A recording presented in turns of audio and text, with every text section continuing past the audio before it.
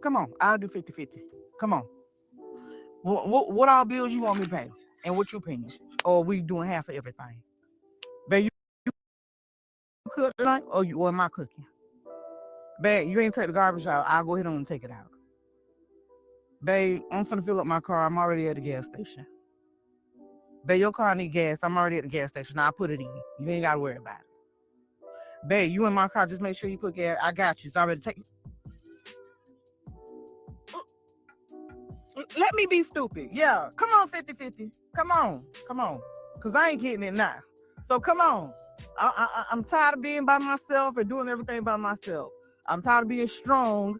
I'm tired of being an alpha woman. I'm tired of being masculine. I am tired. Come on. Come on. Come on. Bring it on. What all you want me to do? What all you need me to do? What's up? What's good? You need your clothes ironed? That's already done. What's up? We washing clothes? That's already done. We don't wash dishes because we're using paper plates and paper cups and forks. Because I ain't washing dishes. That's one thing I'm not doing is washing dishes. Because I clean as I cook anyway. For me to get up with a full stomach go wash some damn dishes, I ain't doing it. We live in the era of social media where women are supposedly living their best life. You know, securing the bag, going on luxury vacations, leveling up in their lifestyle, jumping classes through social strategies and economic achievement, leaving these quote dusties unquote behind. And all the ways women are supposedly outpacing men. Along with that is the expectation that men keep up with their lifestyle demands and be able to provide equal or preferably more comfort and luxury than they can provide for themselves. These demands have some women today requiring men to pay 100% of all bills, calling men dusties who are unable to live up to these expectations. But outside of social media, real life tells a different story. The average woman is making around 44K annually, and the average black man brings in just over 50K. Not to mention, homelessness has risen by 18%, and now majority of Americans are living paycheck to paycheck. Case in point, most people aren't living that luxury lifestyle. What social media provides is the fantasy of an elite and upper class person and lifestyle, but most Americans are actually living 50-50. That's the most viable option for them today when it comes to romantic relationships. And that brings me to this particular content creator who represents a generation of women who exist in reality outside of social media. They're willing to carry their own weight and go 50-50 on the bills. She started off by sharing how and why she wants to go 50-50 because life is hard alone and she is tired of carrying this weight by herself. And before I weigh in, I want to share more of what she has to say and then I'll break it down. Number one, so the women that's on that post, not sure where I said anything about taking care of a grown behind me. Listen, I have a 19-year-old who has two jobs, his choice, and goes to a tech school. He don't ask me for money. I don't ask him for money. So there's nothing of me that can or will take care of a grown man. I just wanted to get that out of the way. Number two, me saying 50-50 is not financially based only. 50-50 in the sense of right now, I am doing everything by myself. Literally. Before this car, when I used to have a car, I would have to call a mechanic. I would have to call around to a mechanic. Either the mechanic's gonna sexualize me or overcharge me because I'm a woman. But if I had a man, I wouldn't have to do like y'all so caught up in this social media stuff where y'all think a man is supposed to come and take care of everything. That's inconsiderate. Why would you automatically entitle yourself to another human being's money, period? You don't want no man doing that with yours. So why would I sit there and tell this man, on top of everything else that he come with, you need to come and pay all my bills, and all I'm gonna do is cook and lay in the bed? No, we're not doing that. We go to the movies, you pay for the tickets, I buy the snacks. We all know how much that costs. We go out to eat, I'm tipping, and I'm a big tipper. Like, no, we're not doing that, you know? That you giving me, okay, hey, here go money for your nails and your feet, thank you.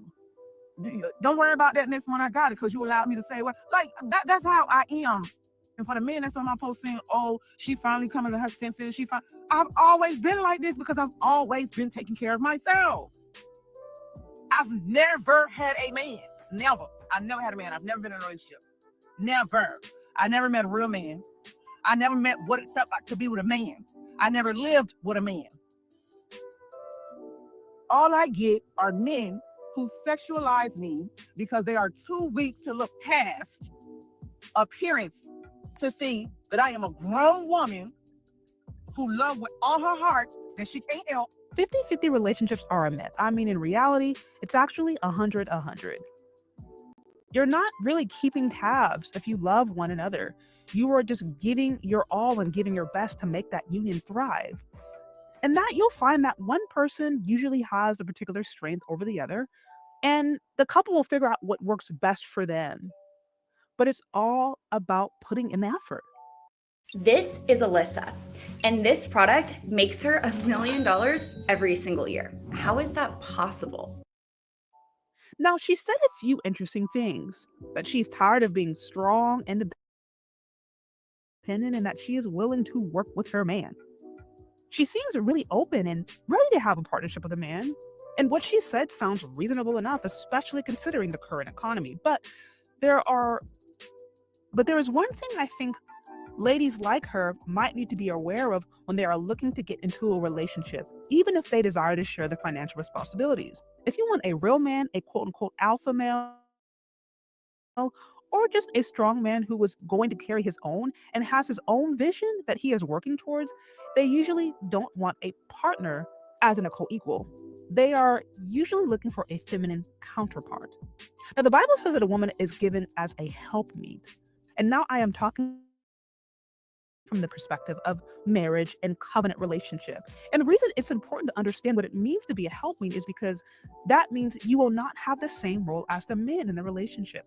The thing is, women in America are often put into survival mode and sold the illusion that they can offer the exact same thing a man can. And it's just not true. God didn't even create us with the same function. So if a woman wants to learn how to get along with a man, not only is it important to understand the financial responsibilities that the two may decide upon, but it's also good to understand the roles of the masculine and the feminine and how they work together. And scripture gives us a really good idea of how this works. In marriage, it says the man is submitted to Christ and the woman is submitted to the husband as unto Christ, as unto God. And then it goes on to explain how the man actually provides leadership for the wife, and that the man is to lay down his life and love his wife as Christ loved the church. So again, you see the masculine and the feminine working together, both having a different function, but together building a union. Now, what does the leadership entail? Insight, perspective, legacy, vision, understanding, how to operate in hard times and in trials and warfare and hardship and lack. Men are created to weather those storms and have a unique ability to lead and bring order and structure, even in some of the most dire situations. That's the role men have. Women who want to work with a man have to be willing to be open to the insight and leadership that he is likely to bring. And this leadership doesn't have to be a control or domineering thing, but it's an important aspect of masculinity that we have to be open to. But what most don't understand is that the protection and provision that ladies desire from men also comes with the responsibility of leadership. So if a woman is working with a man, she's going to have to be willing to take some instruction from him. And it doesn't mean that the woman becomes a child, but it does mean a woman is willing to receive some insight, some correction, some instruction, or some guidance. And of course, the man can really benefit from his feminine counterpart as well. But I wanted to explain why the dynamics of the relationship may not work if the money is shared, but there's not an understanding of how the masculine and the feminine work together. It's about finding the balance. Now, a few of the things that I wanted to mention. She did say that she runs into the issues of men trying to over sexualize her many a times. I understand this could be a challenge for women who are beautiful or who are voluptuous, but I will say that what a woman wears can really create a big difference on how she is treated. For example, this content creator, respectfully, she has shown some outfits that are quite revealing. And so, if a woman is showing off physical assets such as herself, and a man is looking at that and responding to those physical assets, via him being a heterosexual man, then we can't necessarily be surprised as women if those men respond naturally. Like if you're just laying it out there, if there's no room for the imagination, if the breast out there or the booty's out there, men are going to respond. And I understand there are certain things you can't fully hide. Like if you're a big breasted, you can't fully hide it. If you have a big old booty, you can't fully hide it, especially if you had a BBL work done. I mean, at that point, you wanted the attention. But I'm saying, like, if you wanted to change your mind or try to downplay it as much as possible, covering it up can really make a big deal. That can be a really simple way of, minimizing the potential of men just over sexualizing. Just a few things to consider. And I know some of y'all are gonna be mad at this and say, "Oh, well, men shouldn't sexualize me. They shouldn't sexualize me if they see my big old breast or booty." But if a man is heterosexual, you can't knock him for being a freaking heterosexual man. Like, they're going to respond to beauty. Just have to be honest about nature there. Anyways, y'all, those are my thoughts. What y'all think? Let me know down in the comment section. I wish this content creator luck and other ones like her. I hope you found this useful, and we'll talk later. We should be worried about this. Several published studies have linked mobile phones. Hey, everybody. Happy, what is it? What's today? Tuesday. I had to think about that real quick. Happy Tuesday, everybody. Happy Tuesday. I hope all is well. Like, share, subscribe as you are coming in. What's going on? Dr. Steele, if you're still here. Gamechanger, also Gamechanger come through. Viral Hammer. What's going on, Inglewood? Everybody. Hey. Just trying to make sure I got everybody. So a lot we're going to cover off today. Quite a few things, because this is becoming somewhat of an ongoing conversation as I'm continuing to see more and more videos of women who are just crashing out, like just literally crashing out over being single, crashing out over the illusion of the strong, independent woman, boss babe, and they're just over it. And I really want to say, ladies, it's okay to be honest. It's okay to be honest. I'm tired. I am tired of seeing women go online and lie to themselves and then lie to other masses of people and then have ladies go in and then try to engage in those lies. Like I'm tired of it. I'm tired of it, because this whole, decenter men, recenter yourself, self-love, like the same kind of like recycled talking points that have been going on for the last 2 decades. It's just clearly not working. It's just not working. Because no amount of self-love, self-hugging, self-affirmation, self-talk, self-dating, self-marriage, okay, self-prayer, self-massages, just like no amount of that is ever going to be able to substitute for actual intimacy, an actual intimate relationship, okay? An actual genuine loving relationship. It's not going to be able to substitute for that. And so I just have to reiterate that it is okay. A lot of women are shamed. It's actually considered like a shameful thing if you're a woman who goes online and says that you need a man or want a man, or that you actually are not okay by yourself, like you're not living to your fullest capacity by yourself. You're likely to be shamed, or you're likely to have people in the comments come in and say, "Oh, well, you need to pray more. Oh, well, you need to go get a hobby. Girl, you need to just go to church. Just go decenter men, go on a self-love journey, girl, just get some therapy." Like, you're basically going to get the message that if you are a heterosexual woman who desires to be in a relationship and you articulate that you are unsatisfied with your romantic life, like you are likely to get some shame, or you are likely to have somebody sit there and tell you that that means you're not as strong enough as a human being. And I'm going to sit here and tell you that that's all cap. It's been cap. This whole decenter man thing has never worked. It's never really worked. We see the results of it. You have now young people coming into the dating market, right? Which is piss poor, for lack of a better term. because it's been slowly but surely like just falling apart over the last few decades. Because now you got people, you know, late teens, early 20s coming in, and it seems like a mess. And it didn't happen. It didn't become a mess overnight.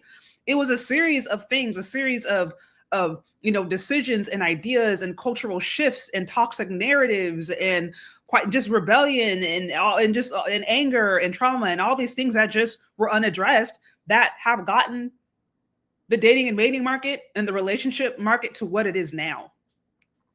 So, but I'm just here to say, especially to those ladies who feel like they have to lie to themselves and say that they are supposed to be totally and completely self-assured and self-satisfied apart from anybody else, that's a lie. And that you're not a crazy individual if you acknowledge that it's just not cutting it by yourself. It's not cutting it alone. You're not crazy. And I'm starting to see more ladies, like I said, stand up and be like, you know, this just isn't working for me. I'm starting to see more and more of that. And so I think at least, you know, I applaud honesty.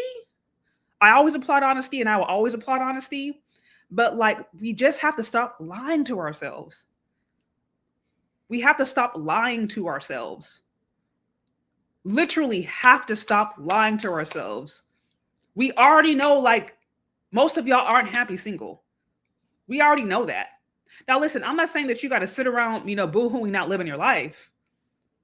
But just don't sit here and act like that you can replace that desire with something else. You're never going to be able to. No amount of traveling to Jamaica, girls trips, solo traveling, you know, blogging, hobbies, you know, I don't know, hikes, beach trips, like I said, massages, whatever it is, ladies like to do to try to cope for actual genuine relationships.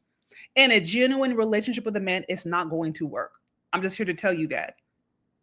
Nothing else is going to be able to scratch that itch other than that itch being scratched. You know what I mean? And there's nothing wrong with desiring. There's nothing wrong with having that desire. Like, we have got to remove the shame and the weirdness associated with a woman standing up and being a heterosexual woman and being like, I don't want to do this thing by myself. This is tired. This never looked appealing to me. And it's not looking appealing. Like, we really like the fact that there's weird shame associated with that. Like I said, that's the problem.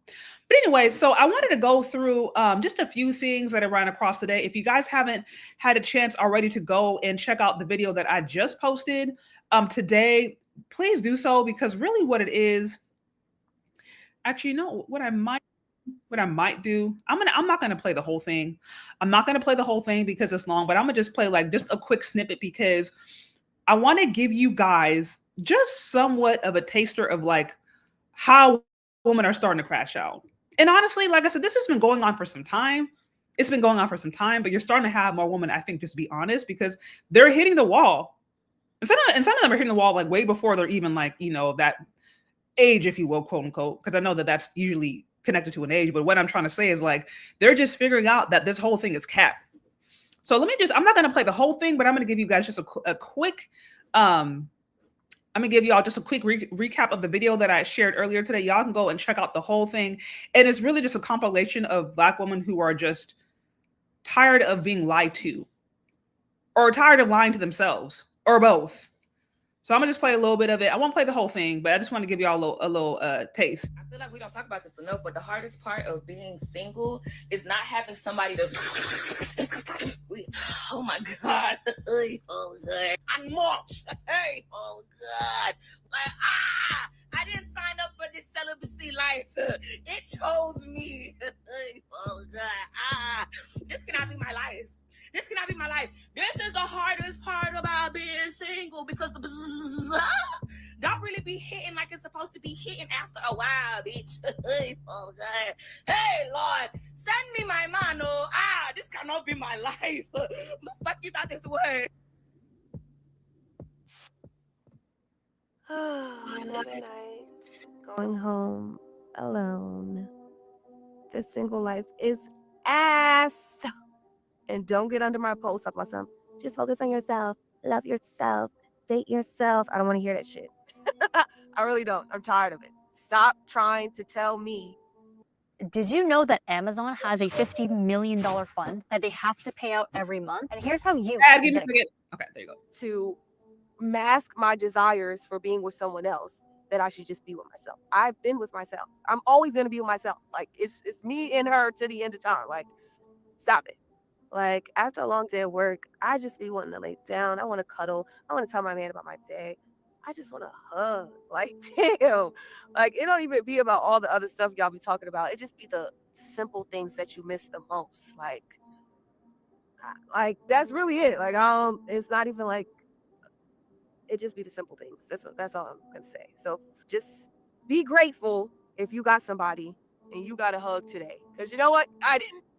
Can anybody teach me how to like master my feelings and not involve them in everything that I do? I feel like I can't catch a break. Like, how do you do this out here in a single life without involving your feelings? I'm a Cancer. I eat, sleep, and breathe my feelings. I feel like I'm never gonna get what I want out here in this real world. Like, I feel like it. I truly feel like it. So I don't know what to do. I think today my last day, like being like super emotional. I'm gonna get me a journal. I'm just gonna start journaling my feelings and journaling my thoughts instead of like expressing them to people because I feel like it goes nowhere or they don't really take it into consideration. I don't know, but something's not if I'm losing my mind. I want to be loved. What's going on? I just want to come on here and be real with y'all for a second. That like, I know we joke around and kiki on here, but like there is a part of the single life where, you know, it's not all glitz and glam and whatever. Like at times, sometimes, not all the time, this shit is very frustrating. It gets annoying, you know, especially if you think you found someone and it's not your person, and then you have to put yourself back out there, be vulnerable again. It is annoying. It's frustrating. Sometimes you want to break your damn phone. You want to delete the apps. You want to block the numbers. Like you don't want to. You just don't want to do it because, especially if you've been single for a long time, I'm tired. I'm tired. I'm tired. So yes, it comes with the freedoms, but sometimes it's cut. Yeah, I was just sitting here thinking about like how lonely I am. You know, I'm 37. I'll be 38 this year. You know, I don't have any kids. I don't have a boyfriend. I don't talk to anybody. So I'm always alone and I'm lonely. And nights can be so rough. This is not about sex at all, but nights can be so rough if you know, you know. And I'd be like, dang, I got nobody to call, nobody to text. And even during the day, nobody to call, nobody to text. You know, my phone doesn't ring, you know, unless it's an appointment or something like that. And then I'm around people that I see with their families and, you know, their significant others. And it's just like, I'm really out here by myself. You know what I'm saying? And I'll be like, God, it's going to always be like this. Like, I'm not rushing anything, but it's just, I'm always thinking about it. Like, it's going to always be like this. You know what I'm saying? Like, where are the genuine people? Where is that genuine person? And I don't know about anybody else. I can't speak for anybody else, but it can be depressing some days. And it can make you feel some type of way some days. Nobody said that I didn't love myself or anything like that. But it's just, we're human and we're going to feel these things and we're going to feel these emotions. And some days it just makes me sad being alone and lonely. So this is going to be a vulnerable post, and I hope that. So, I mean, y'all get it. You can go and check out the rest if you want. It's called Black Women Finally Admit That Single Life Sucks.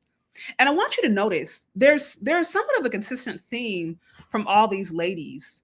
We can assume that these ladies, they have their own money, they have their own jobs. None of them, at least in this compilation, right, are really out there talking about, I need somebody to split bills with, I need somebody to share bills with. I mean, now you do have women who do need that. Let's just be real, because we know, I think the average income of a Black woman in America right now is around 44,000. If we're just talking about Black women in America, I know it's different, you know, nations, but needless to say, like, they don't have money like that, right? But we can assume that these women have their own cash, or that they're financially stable, because they're not necessarily saying that they need men to buy them bags. But there's these little things that are actually not so little. The first content creator, she talked about the first one talked about how she was like, look, man, like, I'm just tired of the single life. And she's like, even the, you know what I mean? Even the self-pleasuring, let me just keep it at that. I'm gonna try to keep this PG. Even the self-pleasuring, even the toys, okay? Even the toys, even all the little things that women can do to pleasure themselves without a man, it just doesn't hit it. It don't cut it. That gets really old really fast. Y'all, she admitted that. And then you've had two of the other one that I showed already who were just like, it's not even about the sex. It's not even about the physical intimacy. Sometimes it's just, you want a hug. You want that intangible relationship. You want You want the emotional stability. You want to be able to share your life with somebody. And so these women aren't even necessarily talking about, you don't even really see them talking about like, I'm sorry, I'm trying to add this here. You see them talking about like the money or the cat or the ATM, which, like I said, some of them do be looking at men like that.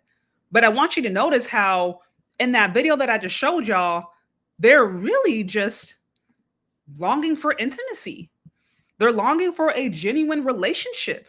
They're longing for masculinity, because let me tell you, no amount of girls' trips, no amount of women's trips, no amount of munch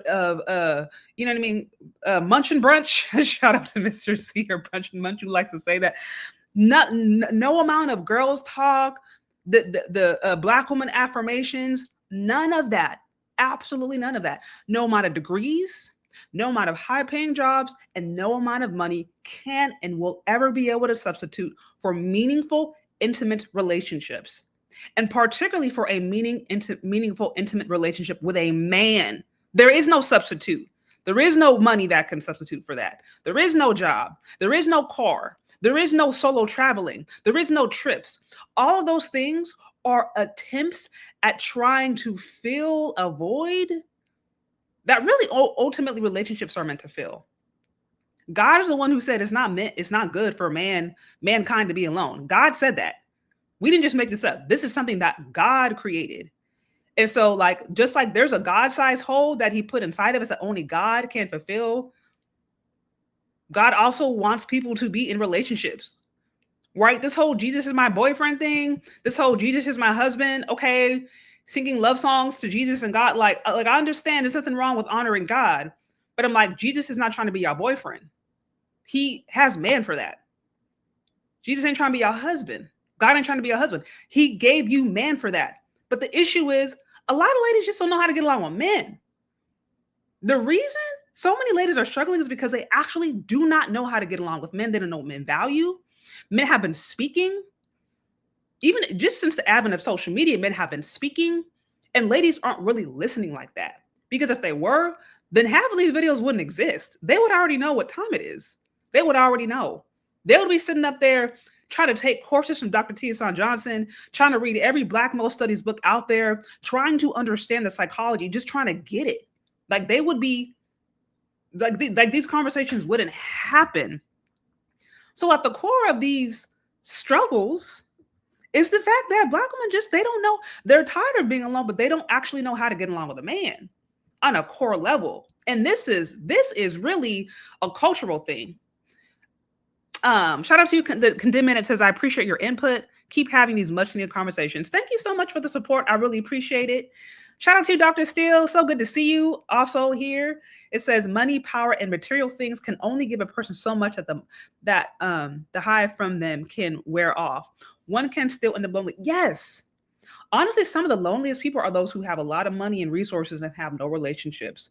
If you've actually been around rich people like that, you've been around rich people, you'll see how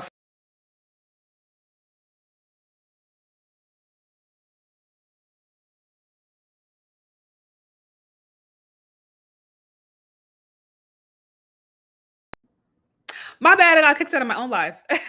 Sorry about that. Yeah, but I was basically responding to this comment. I don't even know what happened there. But yeah, no, you're right. Like some of the loneliest people I've ever seen have actually been like uber wealthy, because when you've spent your whole life trying to attain stuff, and then you get to the end of your life or you get to a certain point and you don't have nobody to share it with, sometimes that can make you even more hopeless. You know what I mean? And then also, like, if you have money, you have wealth, you have resources, now you have to figure out, like, if I try to seek for intimate relationships and I didn't cultivate meaningful relationships on the way, how do I know these people aren't just coming after me for my money? So it can get a lot more complicated. So you are absolutely right. There's nothing wrong, obviously, with having material things, right? And managing those things within reason, but that's never going to be a substitute for a man.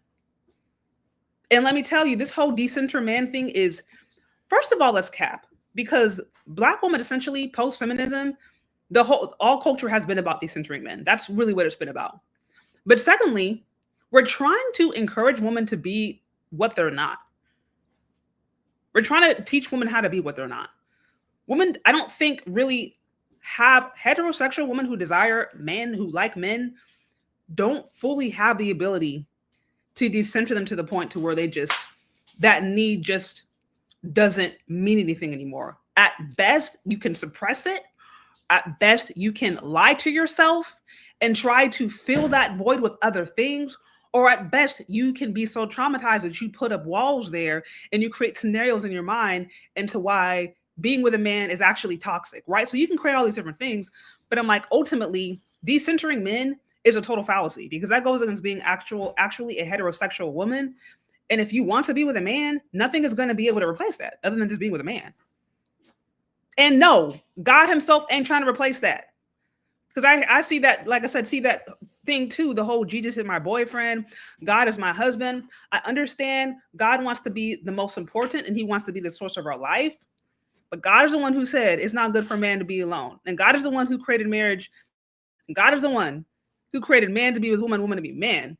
So even God ain't trying to sit here and come alongside you with your whole decenter men thing. At best, it's about bringing balance. I understand some of y'all will find yourself in toxic relationships. He don't want you to do that, but he also don't want you to sit here and try to pretend like you're subhuman or do things that are abnormal. Anyways, I'm going on a bit of a tangent. So let me show y'all, because I wanted to go over a few things that I think to really tease this out. We went over a few videos where we basically had Black women who were crashing out, who were saying, I'm just tired of this. The first video at the beginning, it was a Black woman. And you notice everything that she said. She was like, I'm tired of being alone. I'm tired of doing things by myself. And then she went on to talk about all the things she's doing alone. And she talked a lot about bills and money and different financial burdens that she's handling by herself. So the first lady definitely seems like that she was being influenced by the financial burden to try to find a partnership, right? Money for sure was a big factor. But also on top of this, we reviewed videos of multiple women, including the first lady, who also mentioned that like they just want to be with a man because they're tired of like not having somebody to hug them. They're tired of not having intimate relationships. It's lonely out here in these streets. Even if you got a good money, you have, all money and career and a nice place and a home, it's just lonely. You ain't had no kids. You ain't got no family. You ain't got no man. You ain't got nobody. It gets lonely. And so these are the intangible things. These are the intangible things that the whole decenter men movement can't necessarily satisfy. They can't address it. They really can't address it. Because like I said, a girlfriend's trip and girlfriend's group cannot replace a desire for a man. If you are a heterosexual woman or if you are attracted to a man and you want to be with a man, a girlfriend, okay, or lady friends, because I know, look, on the girlfriends now, I mean, that's a whole different term. I'm just saying, like, friends alone aren't going to be able to replace that. If anything else, they can maybe fill up space and maybe keep you more busy, but that desire is going to be gnawing at you. And the core issue, as I mentioned before, is really the fact that these ladies are tired of being alone because they actually don't know how to get along with men. That's the big issue. Another thing that I've noticed too, a big thing that I notice is anytime you hear women who are talking about how they can't find a man, anytime you hear women who are talking about why it's so hard for them to find a man, I want you to notice how many men are going to sit there and ask them the amount of guys they have passed up. I'm starting to see this more and more when you have women who are like, oh man, is this and that, it's so hard out here. And, all the guys, they're taken and and the dating pool is trash. I want you to now look at the amount of men who are going to respond. How many dudes did you overlook? How many guys did you pass up?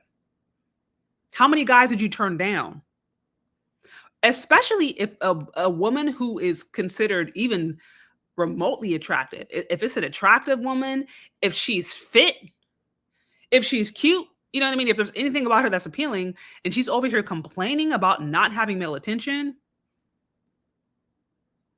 you have to ask yourself, okay, well, how many men have you overlooked? How many men did you turn down? How many men did you say no to? How many men did you friend zone? Because let me tell you, it's not that there's not necessarily male interest out there as much as it is that the male interest may not be the kind of interest the ladies are wanting. And that opens up a whole other conversation. But okay, so let me bring up, there's a few things that I want to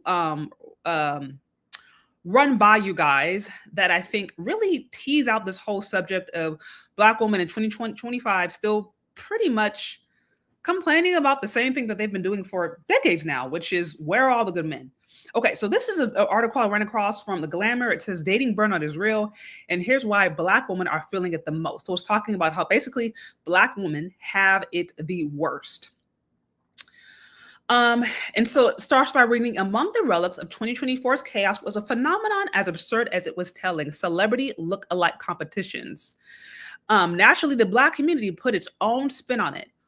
Forget singling out one man, enter Brooklyn's Black heartthrob look-alike competition. The flyer was a visual feast. And then it says, for a single woman like me, this wasn't mere entertainment. We wanted proof that somewhere in the murky, messy dating pool we're all dog paddling through, there might still be a man with a sharp jawline, charisma, and dare we hope, the capacity to actually show up.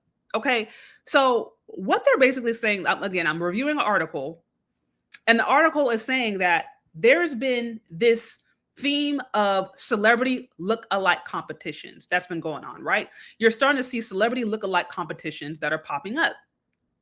These celebrity look-alike competitions are attracting a lot of Black female interest. A lot of Black female interest. Actually, let me see if I can, let me pull up one. So y'all can get a sense of who's actually there. Let me do this real quick. Give me 1 second, because there was a celebrity look-alike competition that happened. I want to say it happened like late last year. Let me see, Brooklyn. Sorry, you guys, Brooklyn. What happened? Okay, competition New York. Okay, but anyway, so there's been this uptick of celebrity look-alike competitions that is taking place, and it's certainly, you know what I mean. Like always, Black America is jumped on the trend, and like many of these events nowadays, it's attracting a whole lot of single women, right?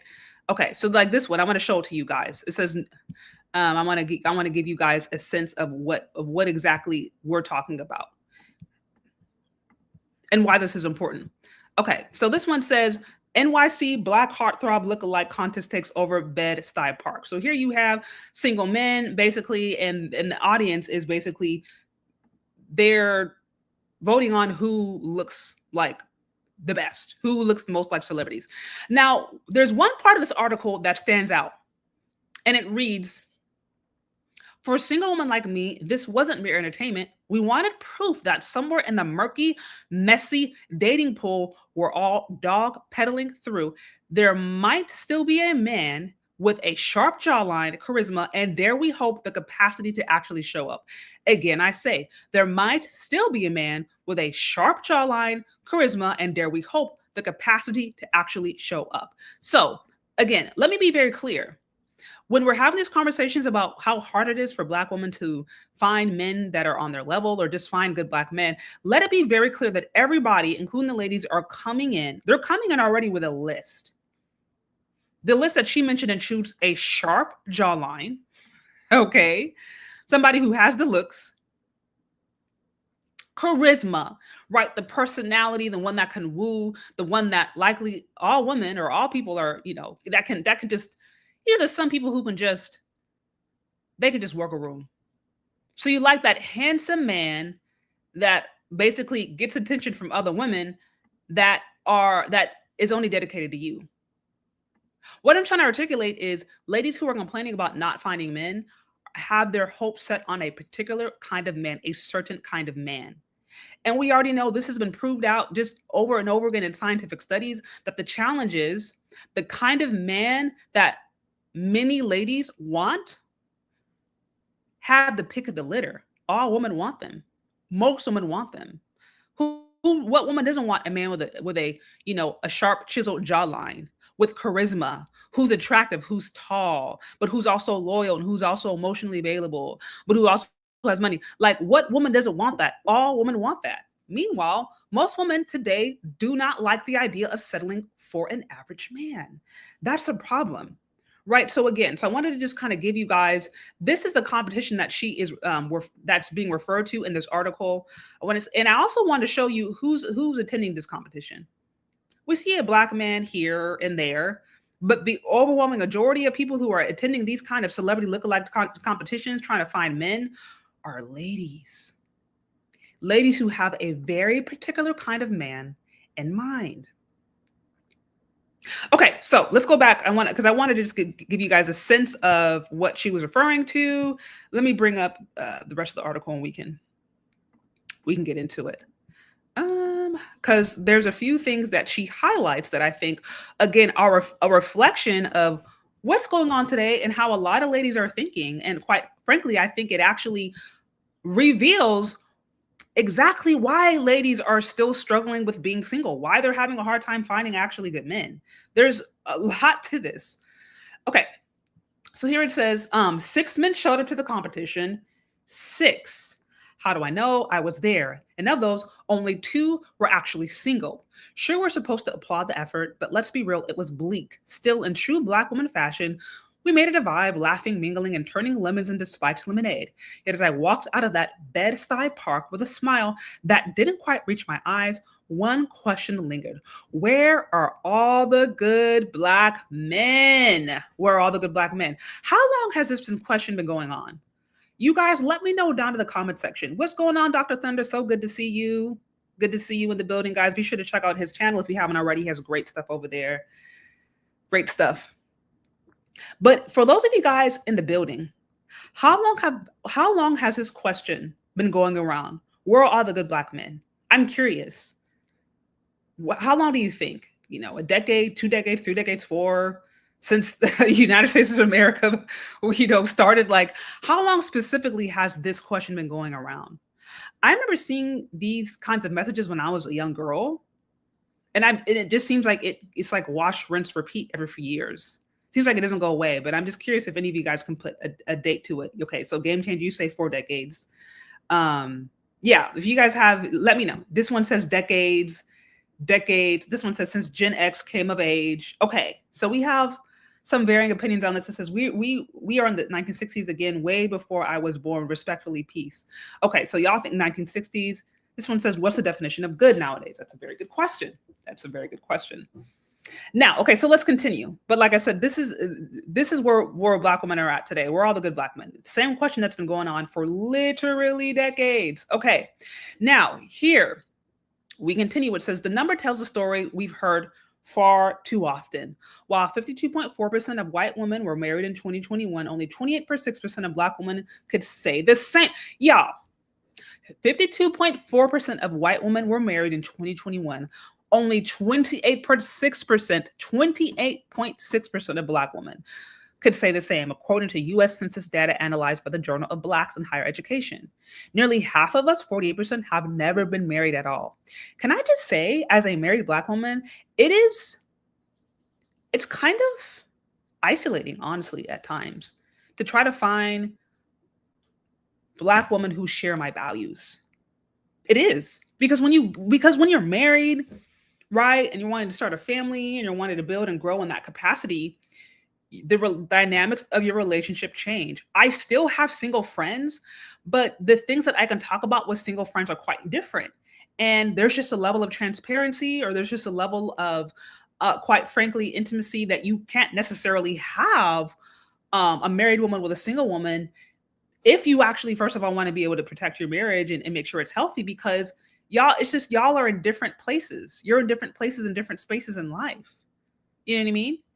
And so I'll just be transparent and say, as a married Black woman, finding other married Black women who share similar values can be a challenge. Now you can find Black women. Many of them are single. Even if I go in church, many of them are single. And it's not to say you can't have single friends, but I have to be very particular about how I engage with my single friends. We can't do the same things. I'm not on the market anymore. I'm not looking for male attention at all. So it's like, I don't have the same need, the same desires. I don't even necessarily have the same conversations. Like, So like I said, there's that natural divide. And so when you have an overwhelming majority of Black women who are single or in the single market or just, doing that thing over there, like doing their single thing, and you're married, it can be isolating. And let me tell you too, I can start to find this, and this may be controversial for some, in some ways, it can be easier for me to connect with women of other ethnicities or other races who are also married, starting their families, raising their families, because we have shared values. There may be some cultural differences, but there's very much a shared experience as far as you're in a marriage, as far as you are, like I said, you're learning how to grow, how to build a legacy. You're learning how to work together with your husband. You're improving the dynamic between the masculine and the feminine. And for me, I'm in a marriage, but my marriage for me, it's a biblical covenant. And so I do things based upon the Bible. And so again, there's very clear guidelines with respect to that. So I'm just saying, in my own life as a Black woman married to a Black man, it is very hard to find married Black women, period, let alone married Black women who are married to Black men, period, who have shared values to actually do life with.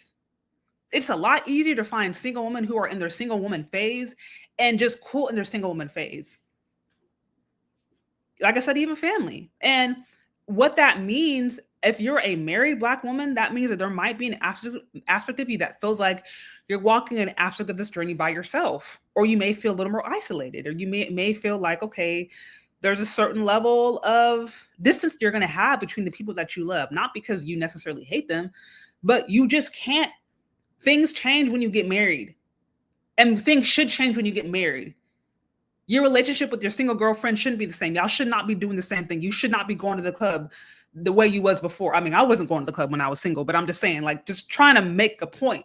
Those dynamics need to change, particularly if you were to protect and grow in your marriage and your covenant and your union with your husband. I know I'm going on a tangent, but I'm trying to make a point. So when we look at this stat and it says 52.4% of white women are married compared to 28.6%, that is a significant difference, Now I want to hear why you guys think in the comment section, why you think there's a difference. Why do you think that white women are so much more married than Black women? Is it that white men want to be married more than Black men? Is it that, white men are proposing to white women more? Or does it go down to values? I have white girlfriends who've told me out of their mouth that when they were younger, their white mother was teaching them, how to be a wife. We had what to wear, what to do when your husband came home, a day of work, how to make sure that you looked nice, how to make sure that you looked appealing, just kind of teaching them just little things. But the message was very clear, you're supposed to get married. And listen, I had 2 weeks ago, I got together with some girlfriends.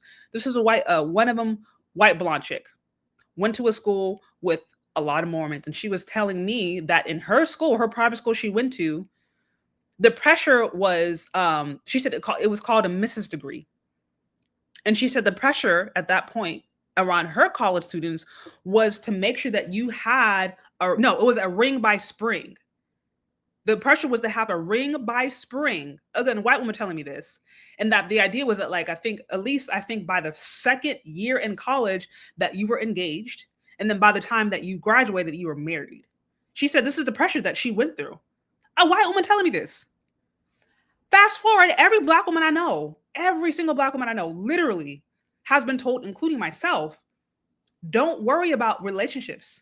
Make sure that you get your money first, get your degree first. Love will find you when you need to.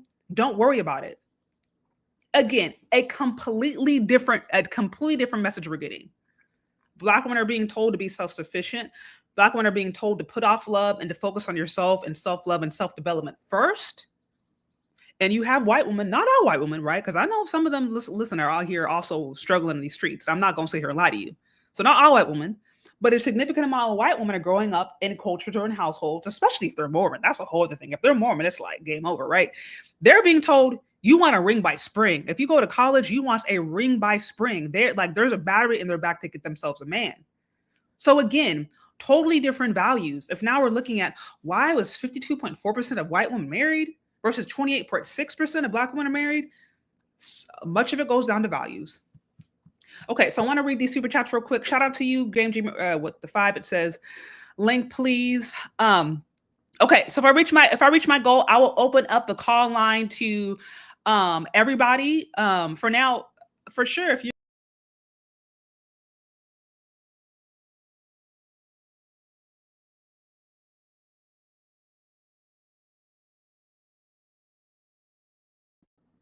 sorry, y'all. I don't know what's going on. I keep on getting kicked out of my life. But yeah, help me reach my goal, you guys. If you want me to open up the call line to everybody, help me reach my goal. Obviously, members, I'll open up the call line for a bit for members. And then I know some of you guys have been consistent supporters. 18th letter, you can call in. Gamechanger, you're always supporting. But yeah, if you guys want me to open up the call line and everything, show some love. Shout out to you also, 18th letter. I really appreciate you for showing love and support consistently. It really, really means a lot to me. I'm going to, like I said, I'm going to try to get through a few more things, and then yeah, I will open it up, at least, like I said, to members, those who've shown support. And then if I get enough, then I'll open up for everybody to call in. Okay, and then I wanted to get this other one over here. Shout out to you so much. Thank you so much for the 50. That's very, very generous of you. And thank you, everybody who has just shown some love and support.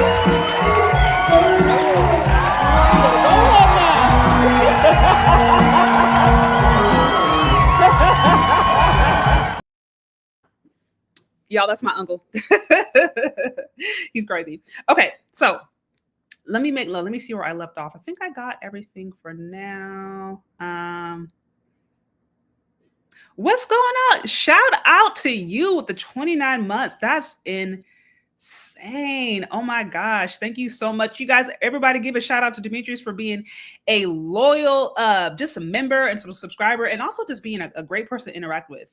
We have great conversation, and shout out to you. Shout out to you for, yeah, just being here. I need to get my hand clap back up. I had a hand clap thing and I can't find it anymore, so I'm gonna do that. But I'm clapping in my heart for you. Okay, so let's continue with where we're at right now. So we looked at the stats, right? 52.4% of white women are married, compared to 28.6% of Black women were married. Why do you guys think, in the comment section, I want you to know, tell me, why do you think there is such a disparity? Is it because white men are proposing more? Is it because white women are pursuing white men more? What is it? What is it? Is it because there's a different value set? We can't say it's a level of attraction, because Black men are very much attracted to Black women. Black men are very much physically attracted to Black women, right? They really are. So we can't say that it's that. So why do y'all think there is such a disparity between the percentage of white women who are married compared to the percentage of Black women? Let me know down in the comment section. Okay. You said Black women want to explore their options longer. You said much, much, much, much longer. Okay. So yeah, so we'll unpack that in a bit. This one says over here, okay, if we continue, it says, back in 2009 and 2010, ABC's Nightline sparked a firestorm with 2 episodes dissecting Black women's so-called struggles to find a man. I low-key feel like I remember that. Do any of you guys remember this nighttime special?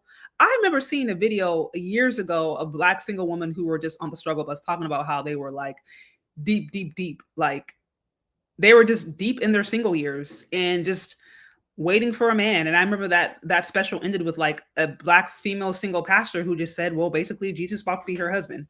Like, and no, basically she didn't say that exactly, but that's how the special ended. And it was like hella depressing. I remember seeing that and be like, dang, like, I don't want to see this no more. I don't know if you guys remember that nighttime special. It says, more than a decade later, that part hasn't changed. What's changed is us. Black women have embraced a radical, unapologetic love, yawn, for ourselves. A love that moves with the raw confidence of Duetchi's okay, oh my, are you kidding me? And echoes Issa Rae's I'm rooting for everybody Black. We know our worth because we built it brick by brick. We're not begging for love. Now are we demanding it to rise? Now we are demanding it to rise to meet us. Okay, this right here, I'm sorry. This right here, I'm like already like, we can just low-key, high-key, we can end this whole thing here. Because this is what gets me. In one instance, we're talking about how it's like there's this desire to have love. There's this desire to have genuine relationships.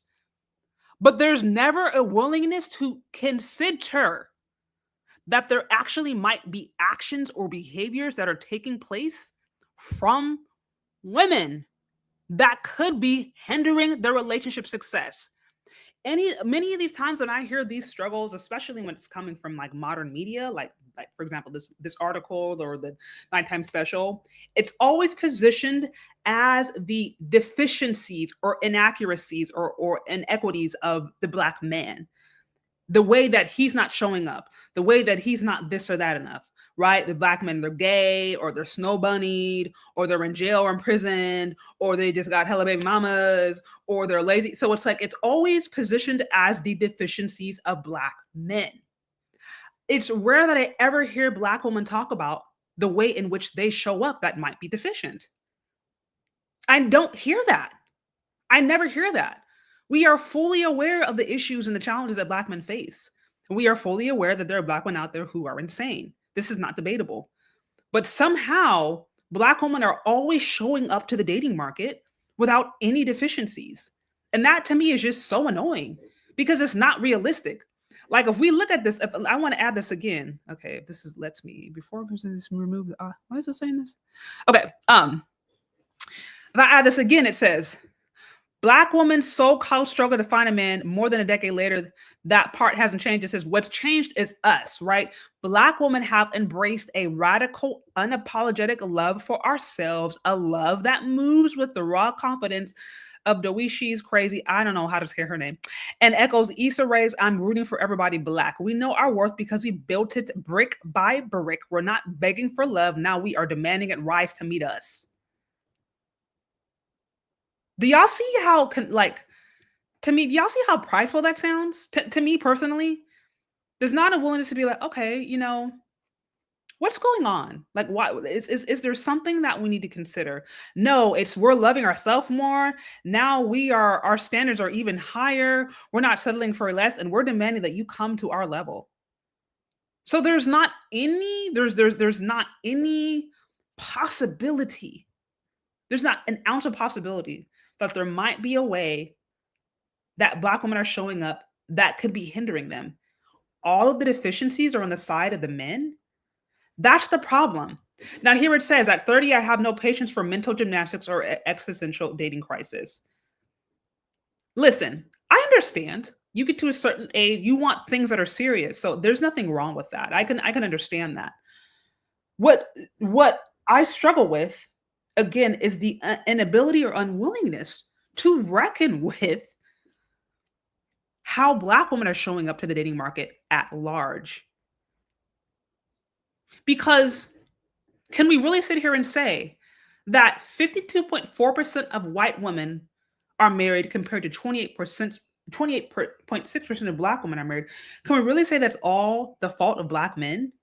When by and large, Black men actually are married more than Black women.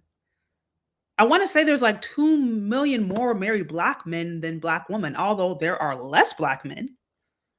There are actually less Black men, but Black men yet are married at a higher rate, and they're actually still married more than Black women. So we can't say that Black men don't want to commit. I think there's more to this than Black women are just on their self-love journey, and Black men just need to step up. I think we've been saying that for the last few decades, and we're at the same problem. So what that's showing me is that the real solution has not been found. So let's continue. So then it says, so basically what she's saying, we're on our self-love journey, but that doesn't mean we've stopped craving connection. Of course. Then she goes on to talk about how her 2-year relationship ended in 2024. She says, I didn't crumble. I stepped back into dating with clarity and an unshakable belief that I deserved better. I was hopeful, even excited, but after 8 dates with 3 different people and too many failed meetups to count, reality and dating burnout hit hard. It felt like the lookalike competition all over again. Brimming with promise, but delivering zero follow through. And it wasn't just about the men who showed up. It was about the ones who didn't. And so listen, I have compassion for those who are in the dating market. I know it's rough out here, so I'm not going to sit here and lie to nobody. The dating market is really, really rough. For women and men, on both sides. You have to try to filter through a lot of BS if you're serious. But what I'm trying to get at is Black women being alone just can't be the fault of Black men. We have to get beyond that narrative, because the unwillingness to actually address what could be going on, or maybe perhaps the multiple factors that could be going on, continues the same cycle. Somebody on the comment section said this same conversation has been going on for decades. She mentioned a video back in 2010 that they did a whole interview on. 2010. So we're still having these same conversations decades later. What's that showing me is we're still having the same conversations because the root of the problem has not been addressed. And the root of the problem can't simply be that Black men are deficient and Black women are just so great and that Black men need to rise to the level. That's a fallacy. Do Black men do screwed up things? Absolutely. All of us know Black men who do screwed up things. Have there been mistakes made from Black men and Black women? Obviously. But we can't act like Black women being single and alone is Black men's fault. Like, we're also not children, and there also has to be a level of responsibility. Here's one right here. Maybe Black women just don't want love or desire. Ooh, listen. Now you're gonna have me. Now you're gonna have me pull up some evidence. You said maybe Black women just don't want love or desire to be wives of Black men. I think there's something to this. I think there is definitely something to this. And the crazy thing about it is, I want you guys to notice how often these "where are all the good Black men" conversations always devolve into Black women saying that they need to expand their options. Expand their options, by the way, to the men who are the least politically aligned with them. This whole 93% of Black women who voted, these 93% Kamala Harris's, and you know what I mean? Y'all saw the amount of pushback and the amount of grief Black women had at large when Trump won, and how much anger they had, or how much anger was displayed online, at least towards white women. Just 2-3 months later, right? This happened early January, shortly after Trump was declared president. You're about to see it. We're already seeing where this topic is going to Black women expanding their options to the men who are the least aligned with them politically and socially. It's insane. So I think there's definitely something to this.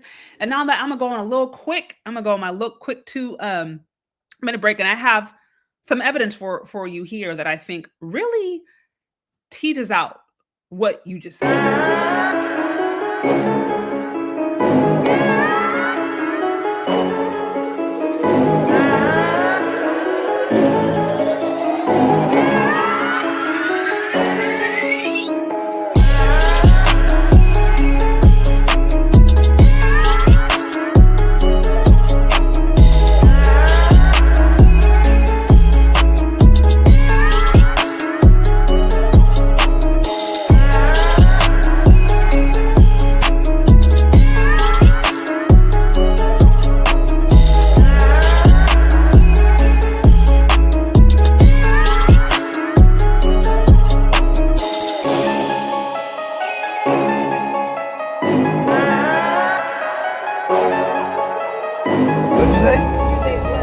Absolutely not. Because they're disgusting. Yeah. Yeah, you got me pretty gross. Yeah, thanks, I know. I know, thank you. I know.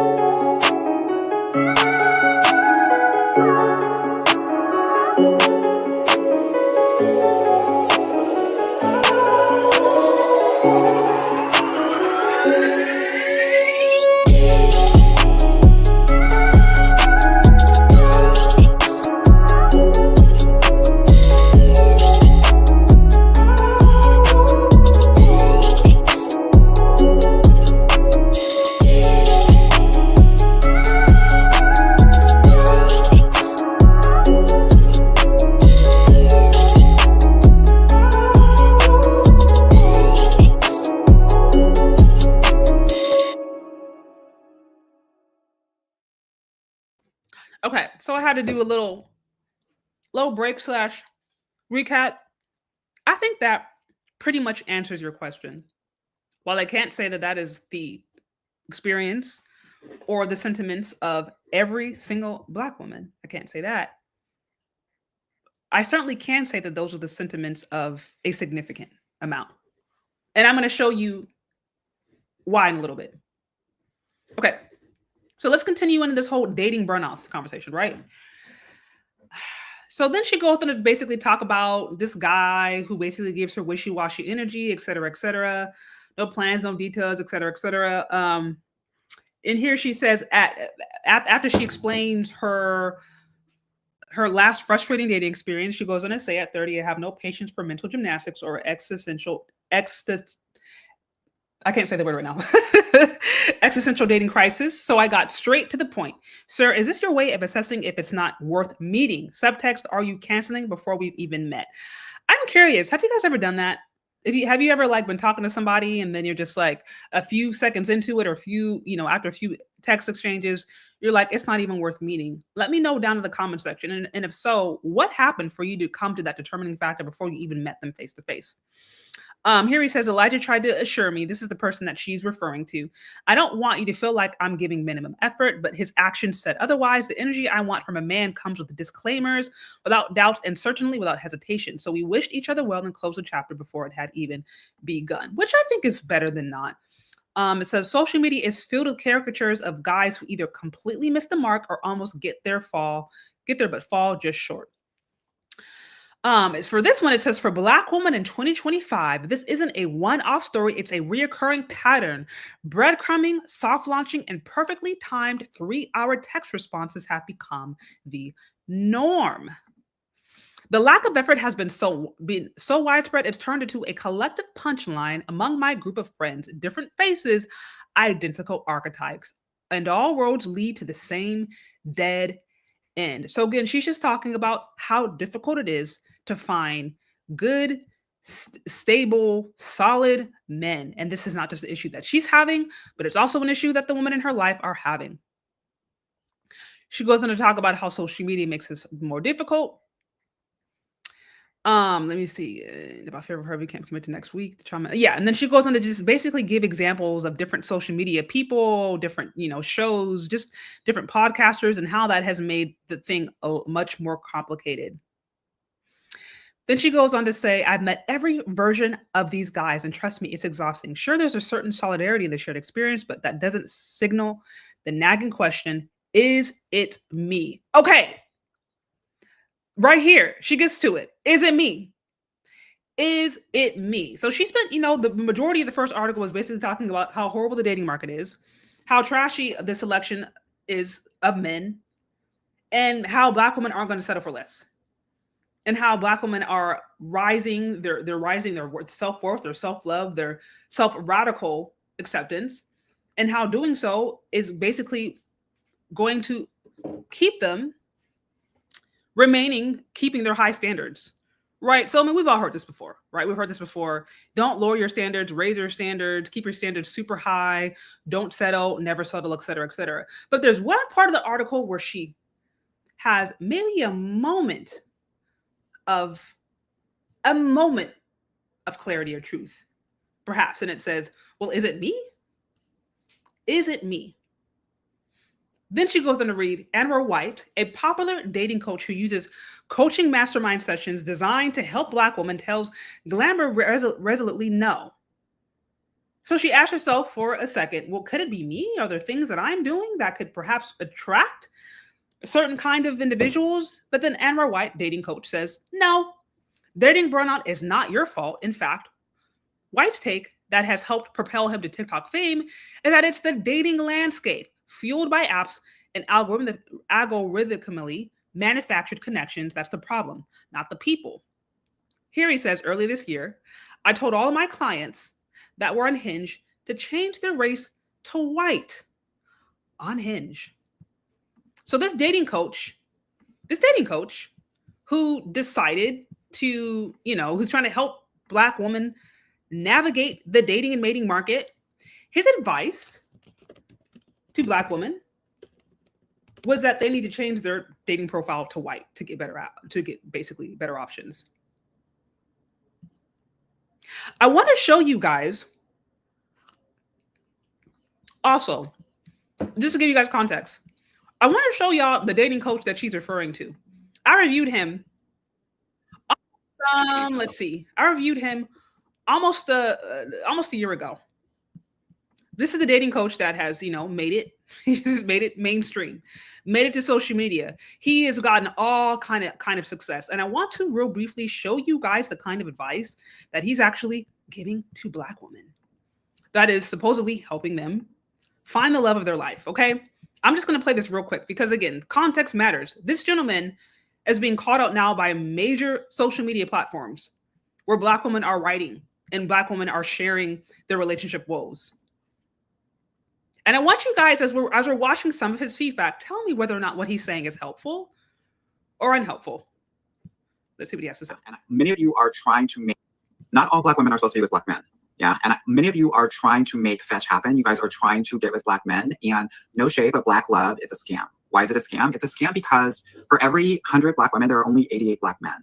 Black love is a scam. Okay. Black love created him. Black love created him, me, and every other Black person listening to this video. So I don't know that I would say that it's a scam.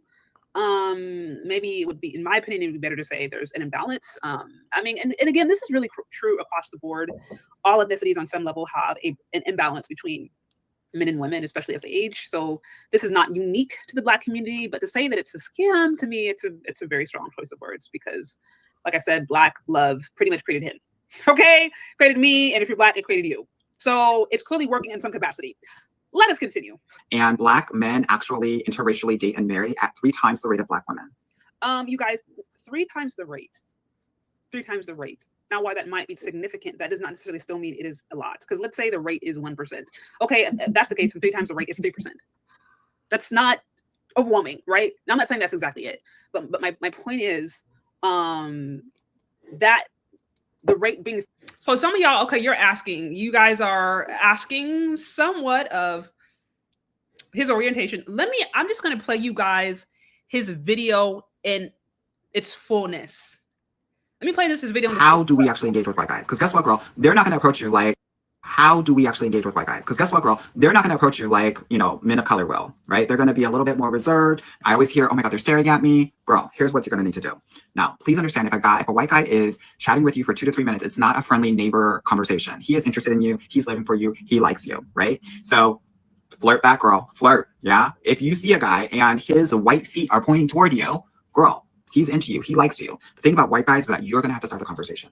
You're going to have to give him a compliment, smile. You're going to have to ask for help, ask for a recommendation. That's how you're going to interact and engage with these guys. Now, I know that you're asking what kind of white guys, girl, because no shade, but not all white guys are actually equal. So, a couple of things, right? Look at the hair. Okay, so that was just a quick snippet. I mean, if y'all want to see the whole video, it is actually on my page. If you guys want to go check it out and see all of the advice that he is offering to the lovely ladies at the community who are interested in dating and marrying out. Let me see if I can find the original video. Yeah, this one right here. It says, I'm going to show you guys if you guys want to check it out.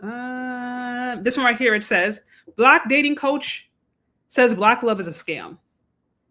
Date a white man. And so Anwar White, he's basically he gives women, I guess his brand or his platform is about giving women dating advice on securing men. He definitely speaks to Black women a lot. He has a lot of advice for Black women, and he specifically has a lot of advice for Black women who are trying to date and marry out. Now, why is it significant? I wanted to bring this up again for you guys. Why did I review this dating coach? This is the dating coach. This is the dating coach that was mentioned in the article that we're going over. Anwar White, the one that she called out as a popular dating coach who runs coaching mastermind sessions designed to help Black women, that's him. And this is the advice he's giving to his clientele, Black women. They need to change their dating profiles to white on Hinge. He says, Anwar White continues to say, there's nothing wrong with you. What feels personal is often structural, and it's shaped by what he describes as the market conditions. He goes on to say, systematic racism, what many see as algorithmic bias, cultural expectations, and upbringings disproportionately impact women of color, particularly Black and brown women. White highlights the disparity he's personally observed in his years of work in the field. On dating platforms, white women achieve match rates closer to 60%, while Black women see rates closer to 40%. The divide, he says, grows even bigger when it comes to starting conversations. White women convert matches to chats roughly 30 to 36% of the time, but for Black women, that figure falls to just 18.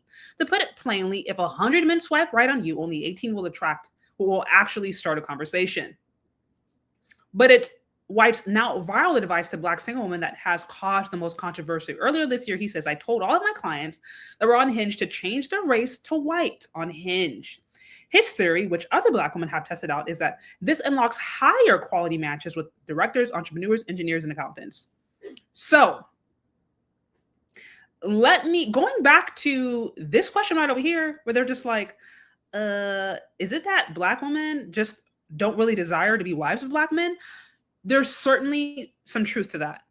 There is most definitely an element of truth to that.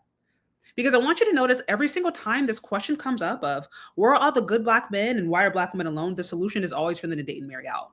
And then they go on with like the statistics and the stats and, you know, if every single Black woman was married, yada, yada. And so they go down that route. But my issue wasn't necessarily even if somebody decides to date and marry out. I know some of you guys who follow me, you're in happy relationships with interracial people. That's not my issue. The issue that I have is there's never a willingness to acknowledge the way in which Black women might be showing up to the dating and mating market. The deficiencies are always in the side of Black men.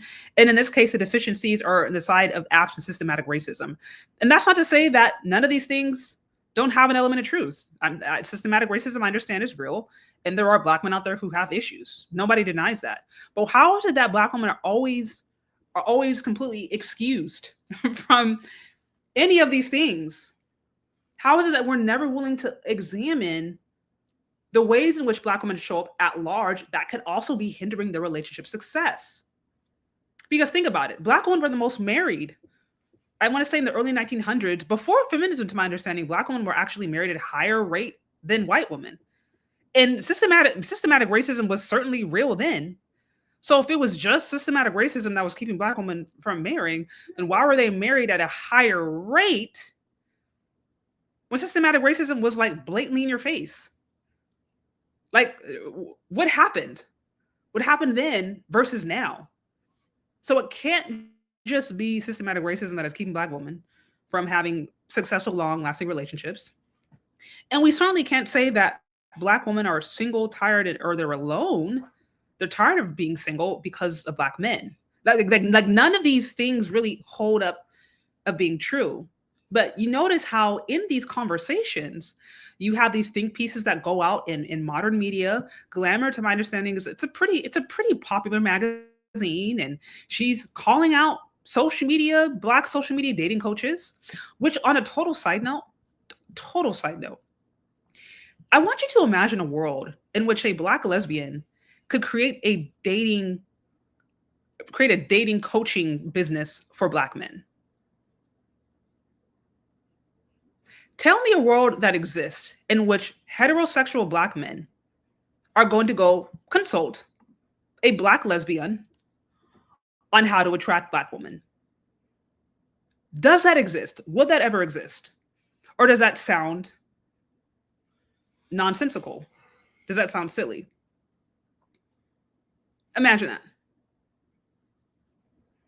But what I've noticed is that there are a significant amount of Black or just gay male dating coaches, period, that are giving Black woman advice on how to get along with men. I'm seeing some of you guys in here. It says no, outrageous. Yeah, as a Black man, if you're a Black man who's attracted to Black women, you're a straight Black man, you're not going to go to a Black lesbian to get advice on how to date Black women. That'd be weird to you. But somehow, for some reason, Black women think it's a really good idea to go to gay Black men to learn how to attract and get along with straight Black men. Why is that? What's that about? Does that make any sense? Or is that a money grab? Is that just a whole business? Thank you so much, Gamechanger says, let's get her to the goal. I appreciate you. We're a few super chats out. We were a few super chats out, but I really appreciate you. Like I said, you can call in either way because you're a consistent contributor. This one here, it says, Black love is competition in his lifestyle. Huh. I'll have to see what you mean. Perhaps when you call it. Okay, I'm almost done. And then we can get through this. I initially had some more I was going to review, but I mean, we're getting pretty. We'll see how this goes. Yeah, we'll see how this goes. Okay, almost done here. So basically, she goes in to say her friends have taken his advice. They say they've seen the difference, but there's a reason I haven't. Now she goes in to talk about this. Now the person who's writing this, to my understanding, she's a Black woman, but she's Ethiopian. So I think she is a first generation Ethiopian woman. And she goes on to explain, while his advice might be tempting, she really wants to end up with a Black man, particularly an Ethiopian, due to, just shared cultural experiences. Here it goes on to say, I know I'm not alone in this. Even in intermarriage, rates are increasing across the board. According to the most recent figures from the Pew Research Center, only 12% of Black women marry outside of the race. For many, it's about bond that feels undeniable. A layered connection that's emotional, cultural, and physical. While there are whispers and sometimes loud calls to contribute to the Black race, the choice often comes from a deeper place, a desire to share a life with someone who intimately understands the beauty and the weight of being Black in this world. So again, she's an Ethiopian woman who's writing this. She's American born, but her parents are Ethiopian. And her desire is to be with a Black man, and to be, her desire is to be with a Black man and with someone specifically who's Ethiopian. She goes on to talk about why Black women have such a small intermarriage rate, citing that it's because many just desire to recreate a Black world, a Black family. I push against that slightly.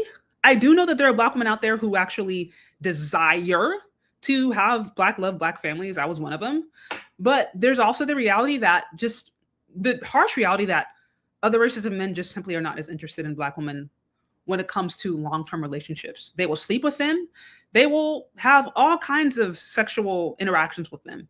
But as far as marriage, Black women are some of the least likely to get interest from other races of men. So, and I've gone over this over and over and over again in previous videos. It's not necessarily a loyalty issue as much as it is a lack of options issues.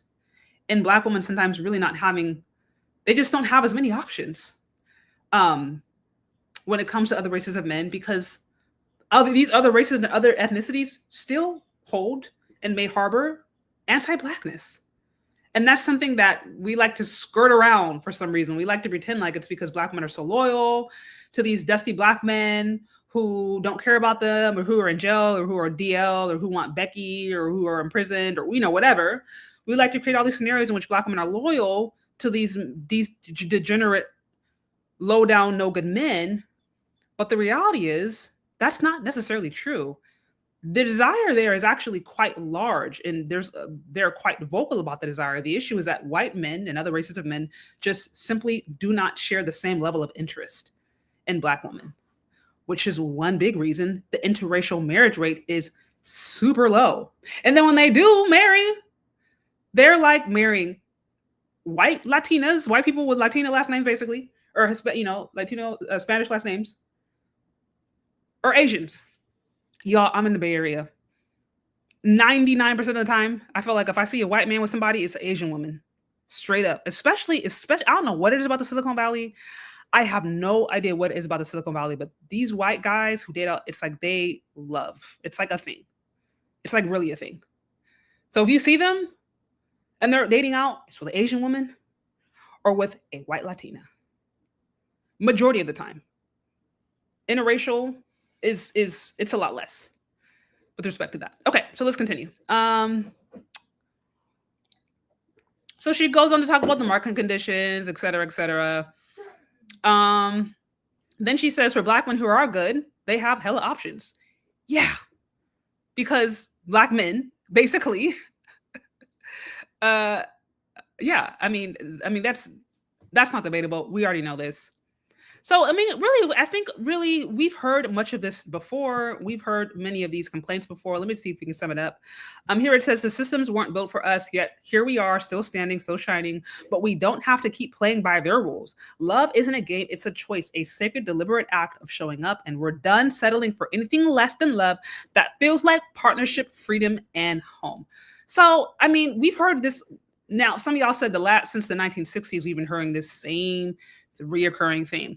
Where are all the black men? Where are all the good black men? The black men available are basically trash. We're not settling for trash anymore. We're expanding our options. We're not settling for anything less. And the problem is racism. And the problem is black men. The problem is never black women. The problem is never the way a black woman might be showing up. That is never the problem. It's always 100% the black men's fault. And it's always systematic racism. And I would argue, while there might be an element of truth to both of those points, we also have to consider the way in which black women are showing up. And many of them are showing up in a way that is completely and totally eliminating them from finding good and viable options. There's pride. A lot of times there is pride. A lot of times there is just a genuine lack of understanding or lack of desire to be somebody's wife, an inability to want to get along with a man, or a lack of desire to want to get along with a man. A lack of understanding with respect to what it means to be a helpmeet, with what it means to be a wife or partner. And an unwillingness to learn what that actually means. The very fact that we're not really taught to be wives. We're taught to work in these corporate systems and to be good workers. Some would argue good slaves. We're taught to be that. But we're not taught how to manage or raise a household. Some people mistakenly think that their ability to make money or their ability to have a college degree gives them the capacity to be a good helpmeet, a good, girlfriend, eventually fiance, wife to a man. They think that because they have a degree, that automatically means that they are relationship material. That is not true. That's not true. It's just not true. So, okay, I think I have one more thing I'm going to share, but in the meantime, members, feel free to call in. Gamechanger, you can call them too, because I know you've been showing support. If you guys want to open up the call line, help me reach my goal. Otherwise, I'm going to open this up to members only. And like I said, a Gamechanger, you show support. And I'm trying to see who else. If you're there. If you've shown some love on this live, you can call in. Also.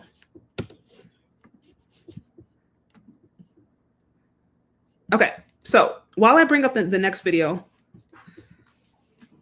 the next video, yeah, you guys feel free to hop in for a bit. I have a few minutes to chat. And like I said, if you want me to open up the call line to help me reach my goal, otherwise we're doing it for members, those who have contributed today. So now I want to move on to why. We've heard basically what women have been saying. We've heard why they are sad, their challenges, what they feel like they're experiencing, what makes them sad. We've heard also the different complaints, the systematic racism, the lack of good men, all the different things that they believe are actually holding them back and keeping them single and keeping them from finding long-lasting love. What I mentioned before is what's a big breakdown and a big disconnect, I believe, is the unwillingness for women to listen to the other side. The unwillingness for essentially Black women who say that they're interested in Black men to actually listen to what they have to say. That's where there's a big disconnect. As I've mentioned before, Black women who are really serious about having long-lasting love should be listening. Even if you don't agree, you should be listening. All of y'all should be supporting Dr. Tia Johnson. All of y'all should be out here supporting Black male studies professors, learning, trying to understand their experience from a systematics perspective, from a policy perspective. All of you at the very least should be listening to these people who have podcasts. Even if you don't agree, you can at least gain a level of understanding of what it is that they're experiencing. And so I wanted to now to I wanted to share quickly. I saw this video from BGS, and I know I think he literally, this video or his channel, I think, is literally called Black Pill. So take that. You have to understand that he's coming from that perspective. But nevertheless, this is oftentimes the man's response, or this is some of the frustrations that men are feeling when they hear Black women talking about, why are we single? Why are we alone? Why aren't men approaching us? And so I wanted to play one of the videos that he played the most recently. Again, the examples may seem rather extreme, but they do speak to some of the frustrations and some of the experiences of men nonetheless. And as I mentioned before, until there is a willingness to at least understand or attempt to understand some of the frustrations or some of the things that might be keeping Black men, Black women from having interactions.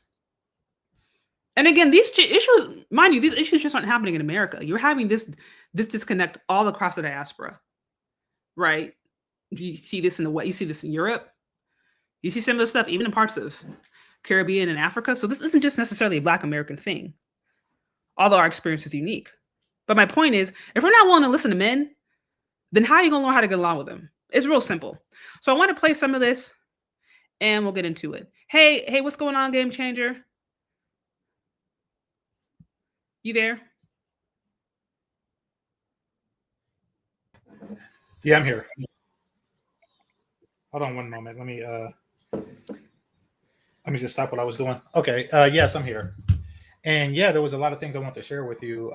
You brought up some very interesting points. I wanted to give my perspective on a couple of things. One is one of the super chats that I sent into your stream, where I was saying that it's not in his interest. Basically, in his lifestyle, heterosexual relationships don't benefit him or his lifestyle. Black love is competition in his life. Okay. Yeah. In his lifestyle, Black love is competition.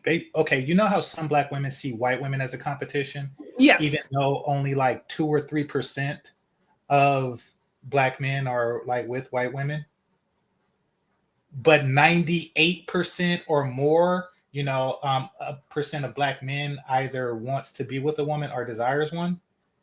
That is a larger competition stake. He's like, hey, they're cutting into my opportunities. That's why you see a lot of people like him with that particular lifestyle who are dead set against, Black love.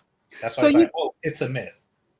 So are you saying that it's like, wait, so are you saying they see it as competition? Like yes, Black women. Okay, so you're saying like a Black man who is giving dating advice on Black women dating out, you're saying it's like he's trying to secure his options for more Black men? Well, he's trying to create that message. Absolutely. He knows that he's like, okay, I want the women to date somewhere else. And I want the men to, well, what's left? I think that's what he's going for. Absolutely. Okay. Cause my husband said the same thing. He's funny. Yeah. He's literally been like, yeah, no, he's literally just trying to eliminate competition and they don't even see it. Yeah, exactly. I mean, and I never thought of it that way. But I do find it fascinating that, and I was planning on doing a video on this. There's multiple rather popular Black, openly gay male dating coaches who are consistently giving women dating advice. And I'm like, it just, the logic there does not line up at all. And it's always dating advice. If your dating advice is to not date a certain group, especially that if that group is who dates you the most, it's not good dating advice. Well, and it just, it's like they oftentimes, I think it's this kind of stuff that continues to reinforce the failed relationship results, because they're telling them things that actually don't help. If anything, it may reinforce, I think, just unrealistic expectations, pride. And then here's the thing. These people, they'll give them some dating advice and it'll be like, oh, wow, my situations have improved. Now I went on 2 more dates. And it's like, okay, you changed your profile pic. Great. You got 2 more dates. Is there a ring? You know what I mean? Is there marriage proposals? Are y'all getting married? Or is it just now you have more people who want to have sex with you? Like, to me, that's not impressive. Yeah. Well, It's unfortunate because what he said about changing the race, I could see why that would be true, but it's definitely not for the reason that he says it is. It's not racism. It's fat. No, Basically, that's another. Well, we didn't even get there, but that's a really big deal that is pun oftentimes not intended. talked about. It's a really big deal. Pun intended. Yeah, but no, get it, big deal. But no, when I say it's because it's fat, it's because such a large percentage of women, African American women, are fat. Yeah. And the algorithm, the way Hinge and the way other, because I used to do some back end development for, I'm not going to say which, but the way the algorithm for those work is that it goes off of which group gets picked the most. Now, unfortunately for Black women, race is a group that they go by, but weight isn't. So what happens is you have a lot of guys who are swiping left or not clicking on Black women because such a high percentage of them are overweight. Yes. Now these are guys who would click on healthy sized Black women. But so what the algorithm is reading is, oh, white women, Asian women, they get clicked the most. But what it doesn't say is that in shape white women get clicked the most. No, that's true. The algorithm is trained in that way. No, that's absolutely true. Now I do know.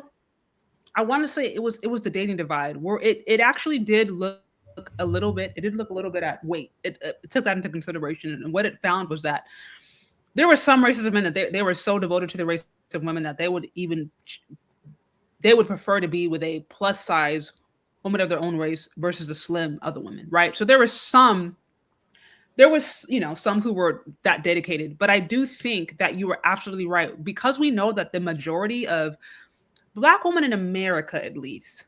Now, I don't know how this works in some other, parts of the world, like I said, in Europe, where Black people are running into some of these issues. I don't know what the weight is like there, right? But certainly in here, Black America, they're overweight and obese.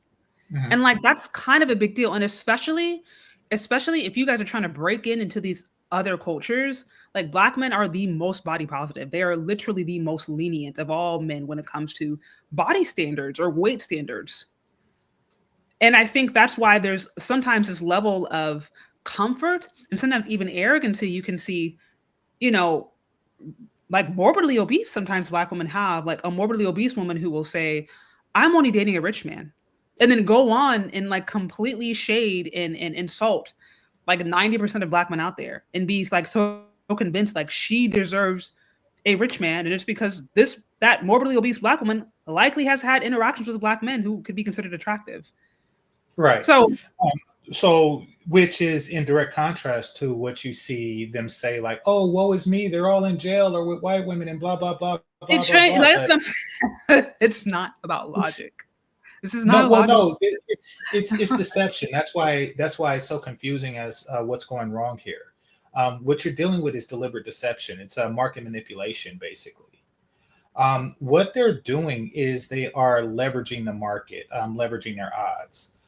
What they're doing is they're creating an environment of scarcity for men. In environments of scarcity, what men will do is typically get with a woman who's severely less pretty than he is handsome, just for the sake of having someone. And they've been doing this for quite some time. They're trying to force their men to compromise. Now, in doing so, they don't want to let the general public know that that's what they're doing. And they also want to be able to have other options, read white men, et cetera, et cetera, et cetera. So they'll go on these platforms saying, oh, no, there's not enough of us, and they typically, will ask their more attractive ones to do that. There's, please come give Black women a chance, is what they're saying. And this is just so they can have more leverage over Black men. That's really what it's all about. When you see those mismatched relationships, because no man who works out should be with a woman who doesn't, that's just unnatural. It's an abomination. But that comes from, upbringing, leverage, et cetera, et cetera, et cetera. So that's the only way that these two things can be true. Yeah. A lot there. Definitely a lot there. you know, as I've kind of mentioned earlier in this, then I want to play some of I probably won't play all of it, but I want to play some of BGS's video because while some may, I mean, obviously, like I said, he identifies as Black pill, so that goes without saying. But the reality is, because there's been such little interest and such little regard given to what men are saying, like we already know why these issues continue, why these conversations feel really circular, because it's like y'all aren't listening. And to a certain extent, I feel, especially for the young girls who are coming of age, who are walking into a dating market that like they're really not responsible for creating. They're walking into a dating market that their elders, their great grandparents, you know, grandparents, all that were responsible for. I feel for them. So part of me feels like, okay, listen, at least the information needs to be out there. But nevertheless, it's like these are things that have been going on for generations, and an unwillingness to, again, acknowledge how Black women are showing up in its fullness. You mentioned health, you mentioned weight, which is a big deal for all races of men, particularly non-Black men. Non-Black men, by and large, are so much more weight, you know, they're so much more picky about weight than Black men. So not being willing to acknowledge how they're showing up with respect to that, let alone all of the other toxic messaging that they have about being in a relationship, because marriage and wifehood and family values are not a key component of Black American culture. They're just not. If you are to embrace those things, it's because you're likely doing it for like spiritual convictions, like such as myself. Me being a Christ follower and me having a really serious belief in God, that shapes my understanding. But it's not coming from culture, because nobody's going to sit here and tell me, oh, you know, submitting to your husband is important. That's not coming from culture. Nobody's sitting here and telling me that, you know what I mean, I don't need to go online and thirst trap. I don't need to go with my girlfriends and still get validation from men. Forget what my husband has to say. Like these aren't values. You know what I mean? Like I'm getting that from my spiritual conviction, but it's not coming from my culture.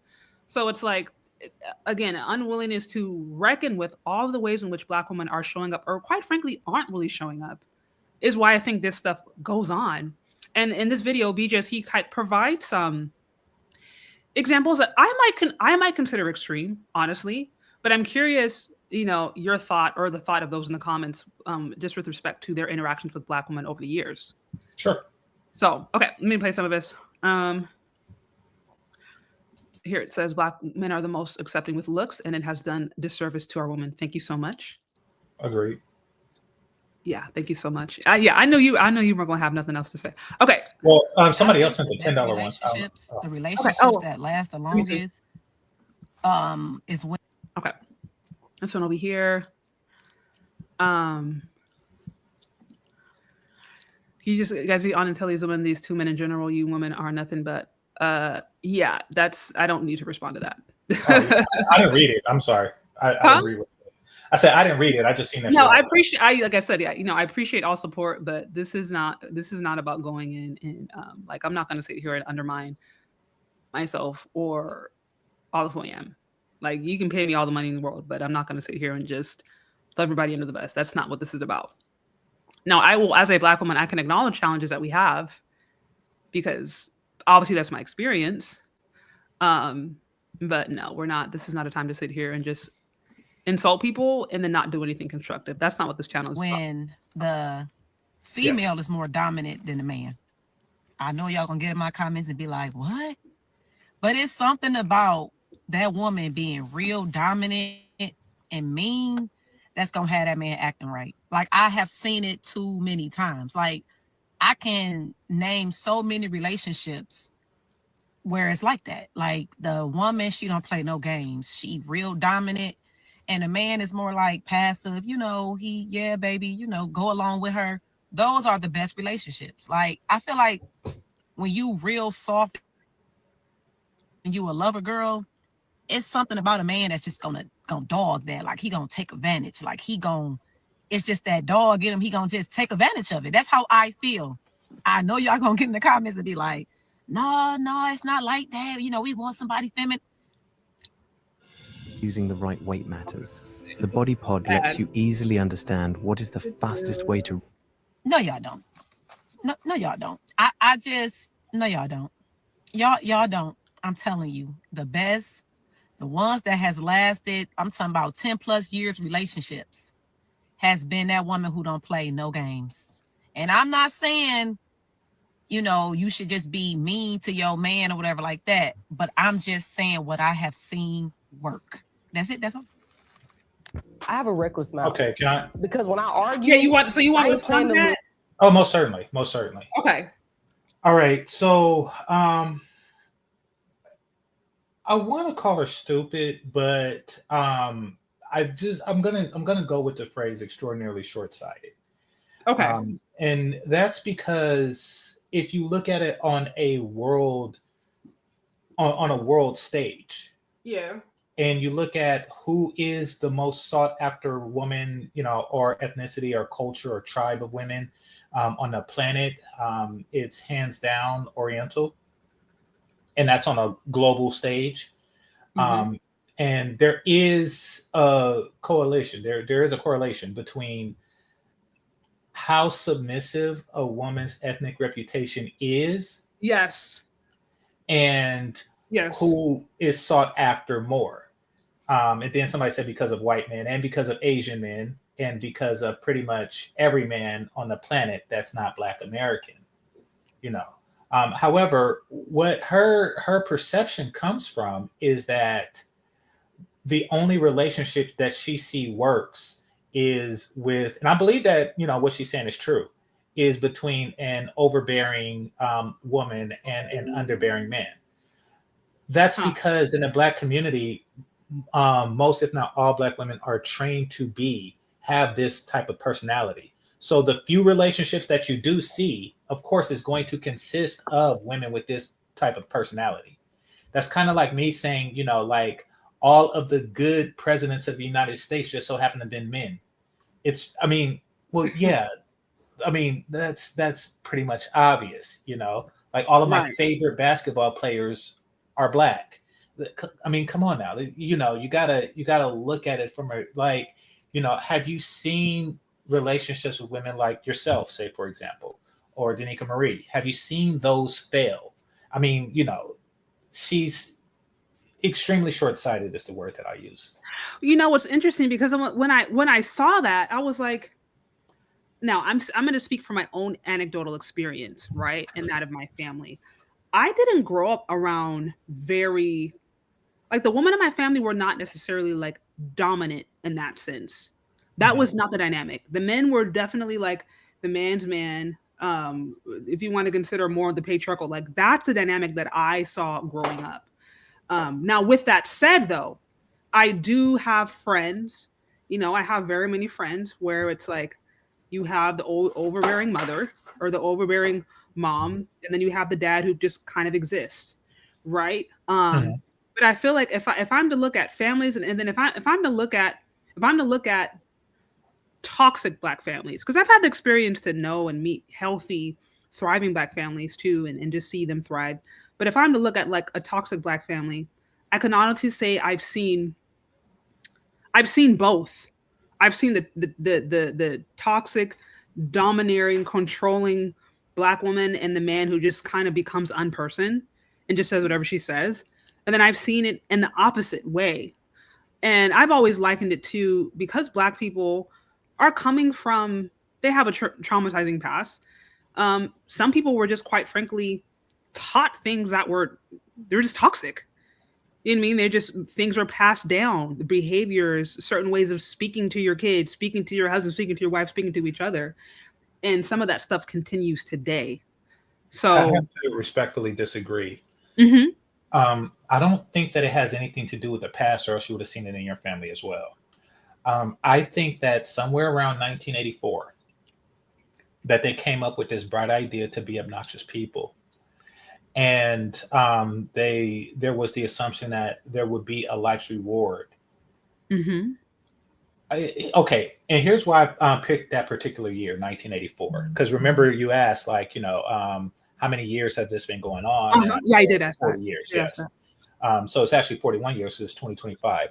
1984 was the year that the movie Color Purple came out. Yes. Yeah. And yes. And what happened was since then, it completely changed the way Black women, their mating strategy. You see, in The Color Purple, you have two main female characters. Well, you have three, but we're going to focus on two. One of whom is Celie, who was, nice for religious purpose, and she was, some would say overly pious, and she was dogged and abused by the same man who, who walks around and like, oh, your eggs is sunny side up, by the same man who treated a more overbearing woman a lot different. See, that sends a clear message. And then at the end of the movie, Suge Avery got into a relationship with a submissive man. That sent a very clear message. And that is, it's better to be Suge Avery, personality wise, than it is to be Celie. Now, Oh, go for it. No, I was gonna say I will agree. I will agree and disagree. I will agree in that. I mean, I remember watching. I wasn't around when that movie came out, but I remember my nana had that movie, and that was like probably one of the earliest movies I remember seeing as a child was The Color Purple. And I just remember as like a child, as a child, you walk away feeling like you don't like men and you don't like white people. That's like as a child, I just remember that feeling. Like it gives you that feeling of like, ooh, But I don't know that I can say that one movie would completely shift the behavior. I think at best, the culture was already primed for that, and then that movie helped propel and move forward. It's not one movie. It's that is the most blatant example of example. Yeah, exactly. It's the most popular one, but no, it was a book before it's a movie, and so was Zora Neale Hurston's book. Anything that Alice Walker has written, prior to that, and then those that later became movies, and then you have things like Waiting to Exhale. This has been going on for quite some time. Exactly. Before, because in movie form, that is when it won an Oscar. I believe it won more than one. That's when it really became like the mainstream, and it all has the same theme, and that is it's the overbearing woman that gets the steady relationship. And it's I'm sorry. And it's I'm going to use Waiting to Exhale as an example. It's the dutiful wife that gets dogged out. It's the dutiful Angela Bassett looking woman who one day the man just says, "Hey, I'm leaving you for a white woman." That's the message that they've been getting. So when she says that, oh, I've seen these relationships work. Well, how many times have you seen The Color Purple in the last 40 years? Right. Well, and that goes back to what I'm saying. It's like it's been, and I know we talked about this last time, and I think, we talked about this last time, and there was a specific question I don't remember, but I know Dr. CT is on and came on, and he was kind of like, it's complicated because there's a multiplicity of things that were happening at the same time that essentially cultivated an environment. We can go back and some could debate what was that thing and or a variety of things that got us to here now. What we do know is that we're here now, huh? No, I agree. It is a variety of things, but yes. I will say that it's not slavery, or else it would have happened consistently, from the time period between 1865 and 1994 or 1984. What would have happened? This behavior, this Suge Avery type, this divide between Black men and Black women, this trying to force relationships between overbearing women and underbearing men. Like that would have been something that we've consistently seen throughout Black history since emancipation, but we haven't. We've seen the Claretta Scott Kings and so on and so forth. We've been seeing something different. Well, and I think that's where, like I said, and it's fine. We can respectfully agree to disagree. My theory, and again, I'm still obviously learning every single day, but just like I said, how the kind of divestiture swirlers, they've always been here. If we look at the small percentage of the very small percentage, I say that, but like the small percentage of Black male, or Black slave owners were disproportionately Black women, the byproduct of a Black woman and a white slave master. If we look at like these women today, they have a origin story that goes back hundreds of years, right? And so now the question is, why have they proliferated to the point that they were now? Maybe they were a small percentage back in the plantation era, but it seems like now you see it all over. Is it that they've just been out of control? Is it that women were always thinking that way, but they didn't feel the freedom? You know what I mean? So, and I don't pretend to have the answers, but fair enough. Yeah. So, but I think it's interesting. I think it's really interesting, and I'm always open to learning and more and reading more because I think this stuff is my great aunt. I think I mentioned her last time. I just found out I'm excited. She's in the middle, or I think of finishing a book of her life story. She's like 94. Oh, wow. Yeah, she's 94, and she is strong as an ox. You know what I mean? Just bright personality. Her mind works really well. She's the youngest of 15 siblings, and she remembers a lot. And so I remember when I met with her on my family reunion, she gave me a lot of just stuff that I never heard before, just talking about like stories that she heard from her parents about navigating like the Jim Crow era and just like the issues they had with land. But I'm really interested to go and read her story and kind of hear what it was like her navigating through that time and see if that can give me more insight into some of these things that we're talking about. Not that she's a historian, but she can share her experience as someone who grew up on a farm, who had, they lived in the South until they moved up to California. But just seeing if I can gain some more understanding with respect to that. At 94, she is a historian. No, yeah. Yeah. Yeah, I mean, she's given her perspective of a long time ago. So yeah, she's a historian, definitely. I do remember what she told me, which was so interesting. She said her grandfather, or which would have been, I think, my great-great-great-great-grandfather, she said something happened where, so he was the byproduct. He was mixed. He was a byproduct of, a slave owner and then his, obviously a slave, which happened all the time. But, he said what was really common back in that day was mixed women, they would keep on the plantation and they would put them in the house. But sometimes the mixed men, they would send them off because they were afraid that they might actually rebel or if they might take the side of the slave mother. Mm-hmm. And so oftentimes they would send them off. And so she said at one point when his dad, who was a slave owner, was on his deathbed, he called for which would have been my, I think, great-great-great-grandfather. And he opted to not go see him because she said back in that time, if a black man who was not, like if a unknown black man showed up on a plantation, they would shoot him on the spot. Mm-hmm. Now she said a black woman, a mixed woman could show up on the plantation, and if they didn't know who the person was, like she wouldn't necessarily have an immediate threat, but she was like a black man, if they didn't know who he was, they would shoot him oftentimes before they even found out. And so she was like, he never went to go see his father who asked for him on his deathbed. And so she was like, we don't really know why, but just that little point was so interesting to me when she was able to articulate like how black men and black women were treated even in the plantation. I thought that was really interesting. Yeah.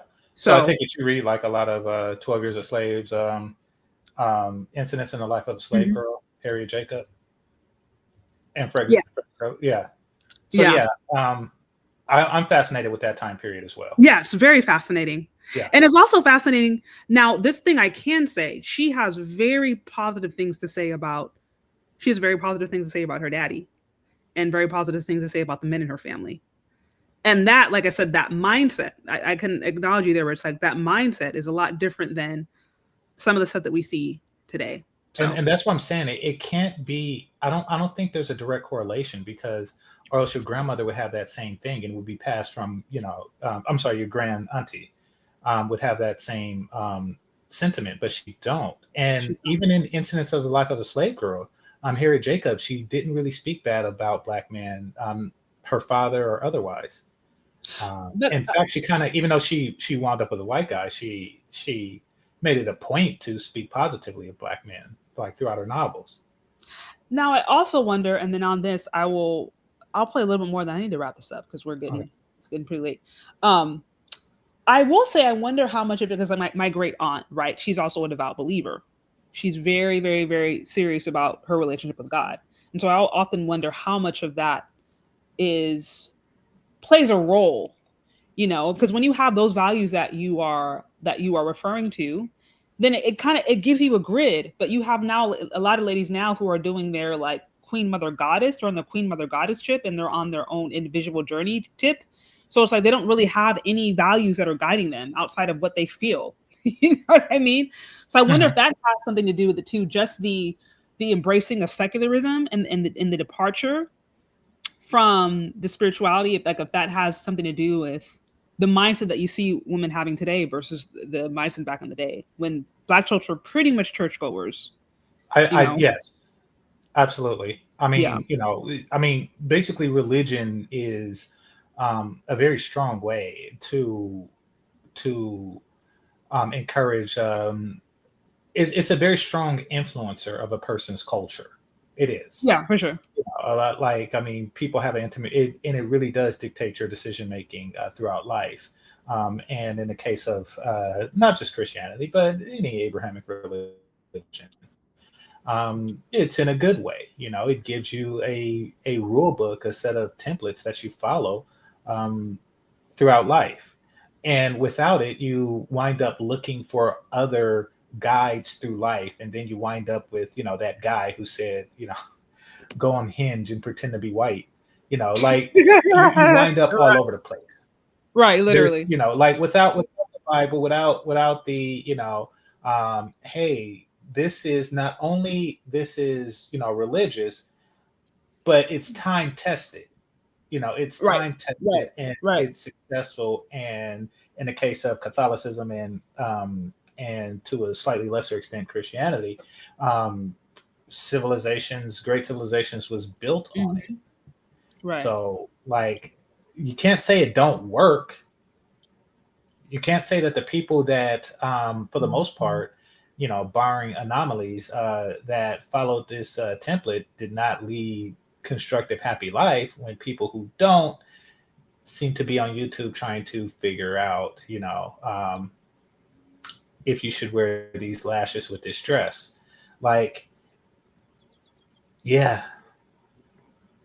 Right. But of course, the movie Color Purple shows the exact opposite, where the ungodly woman received life's reward and the pious one receives life's punishment. Yeah, which is, so like I said, more on that. That's a whole other life. True. Okay, I'm gonna play a few minutes of this, and then I think I'm gonna wrap this up because it's getting kind of late and I have some more stuff to do. But did you have any final words or anything? Well, yeah, it says, I think I already mentioned, I wrote it down. That they were leveraging black men. I think I already said that, so no. This one here says, not insulting if you're going to be honest. So, okay, he doesn't think that we're being honest. He doesn't think that you're being honest. About what? About black women. What am I being dishonest? Well, let me see. Not insulting us honestly. If you're not going to be dishonest with these women and tell them the truth, why are you even bothering? Okay. I don't really know what he's getting at. I think that he's saying it to say it, because here's the thing. On a couple of issues, Shay and I disagreed. Mm-hmm. So one of us would have to be honest, right? I mean, you know, if I say go left and go right, and he says, you know, you're not going the right way. It's like, well, one of us have to be going the right way. Right. Yeah. You gotta elaborate, or because right now it's coming off as you're just saying stuff. But I mean, you know, of course, Shay appreciates your contribution, but I don't. Yeah, it's confusing. Yeah, it's cryptic. Right. Okay, well, I wanted to make sure I got that. Okay, well, it's always good to chat, Gamechanger. I'm sure we'll be in contact. Yeah, thanks for having me. Okay. Right, so I'm gonna try to finish some of this and then wrap this up. Well, your mama this, your mama no, nigga, I'm going for the jugular. I gotta chop your tree down. And the thing is that I'm gonna take it to what's gonna hurt you. With your no money making ass. With your I can't pay the light bill ass. I work 12 hours and I'm hungry, baby. I'm starving. You think I care about you being hungry or that you working 12 hours? Anytime that you are hungry, you ask me, can you fix you a plate? You ask for permission. Why I always gotta go through this with you? What are you going through? What you mean what I'm going through? Why I gotta ask you to eat? Because that's my rules. You ask permission to eat. I ain't just fix that food for you to come in here and fix it anytime you want. Now go in the kitchen to put the plate down and come and ask me, can you eat? Are you serious right now? I'm dead serious. Wrong with you? Think you can come in here and fix yourself a plate in my kitchen? I cooked over that stove. Can I please eat now? Because I'm hungry. I'll let you starve, but I'm gonna let you eat this time. Just for future references, you come and ask permission. Ask, can you fix a plate? Why you ain't have me a plate made? You know I don't was have to working fix all you a day. plate. You know I was working all day. What that mean? You think I care that you working all day? Now go get the plate before I change my mind. Hey, my Anwar brother.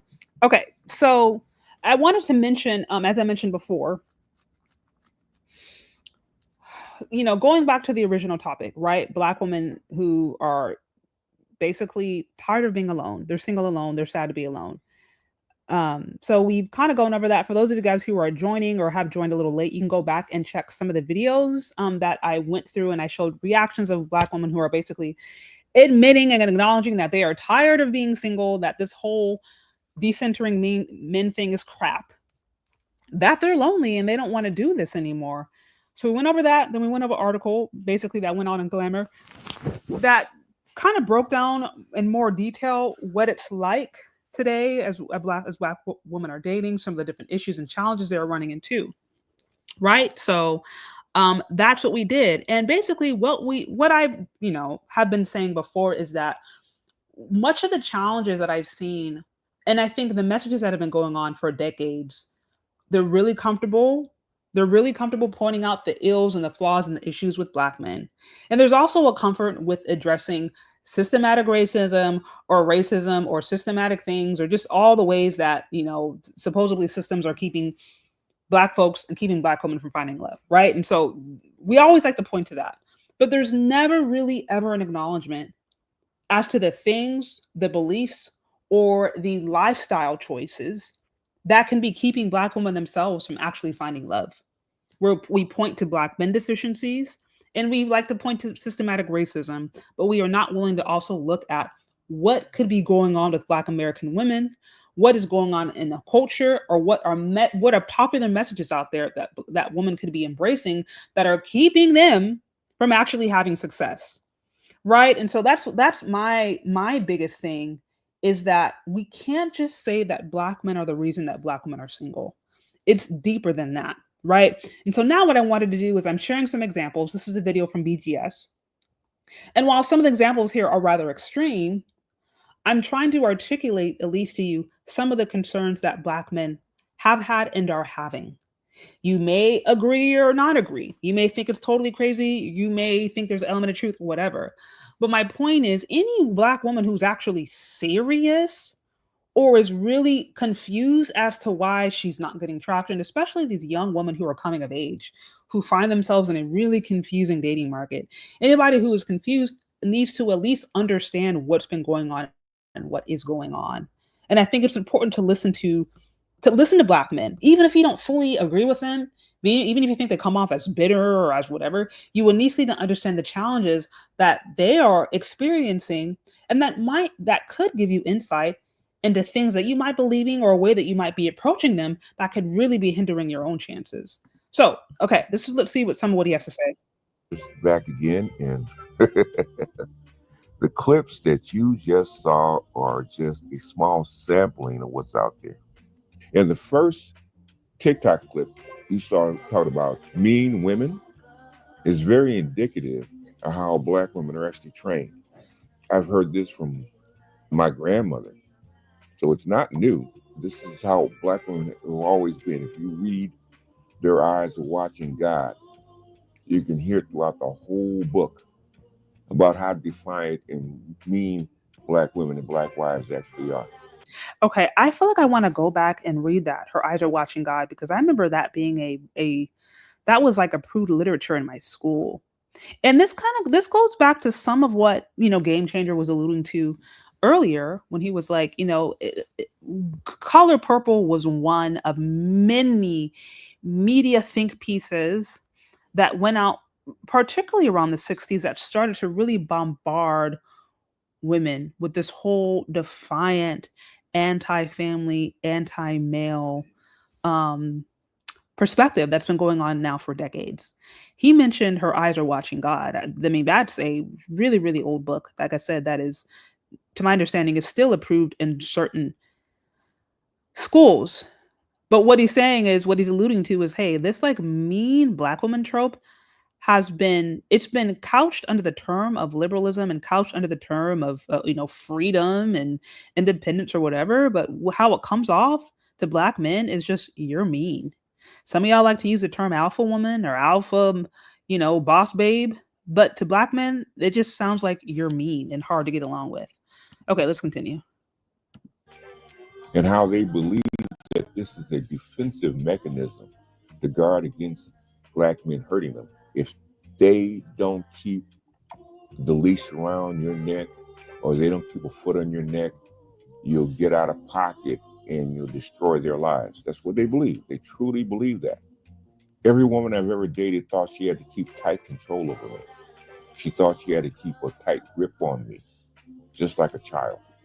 Most Black women, girlfriend, jump off, wife, believes that she has to keep you in your place. As Dr. T says, every now and then she has to get you told. Like I said. Okay. So you guys can go and check out this one. It says, "Do Black women make for mean wives?" He's sharing his perspective, right? He's sharing his experience with Black women and how for him, every Black woman he's been with and every Black woman that he's either, dated, married, just, been with casually, whatever, has had this like mean persona, right? And the argument is that this is a pretty core tenet of Black American culture specifically, right? And so again, you may agree or disagree. You may think that he's way out of pocket here, or you may think that he's spot on. My major point is, any woman who is really struggling to understand why it's hard for her to connect with a Black man, while you may consider some of the other factors, right, that are commonly talked about, I think you also have to really look in the mirror and ask yourself, are you showing up in a way that is actually making you, relatable? Are you showing up in a way that a Black man or a man in general could actually relate to? Because having a degree doesn't make you any more marriage material or any better in a relationship. Having money doesn't mean that you're good in a relationship. Look, even taking therapy. Sometimes I feel like these therapists are putting women in worse positions, because not all therapists are created equal. Some therapists out there, I think, are just reinforcing delusions.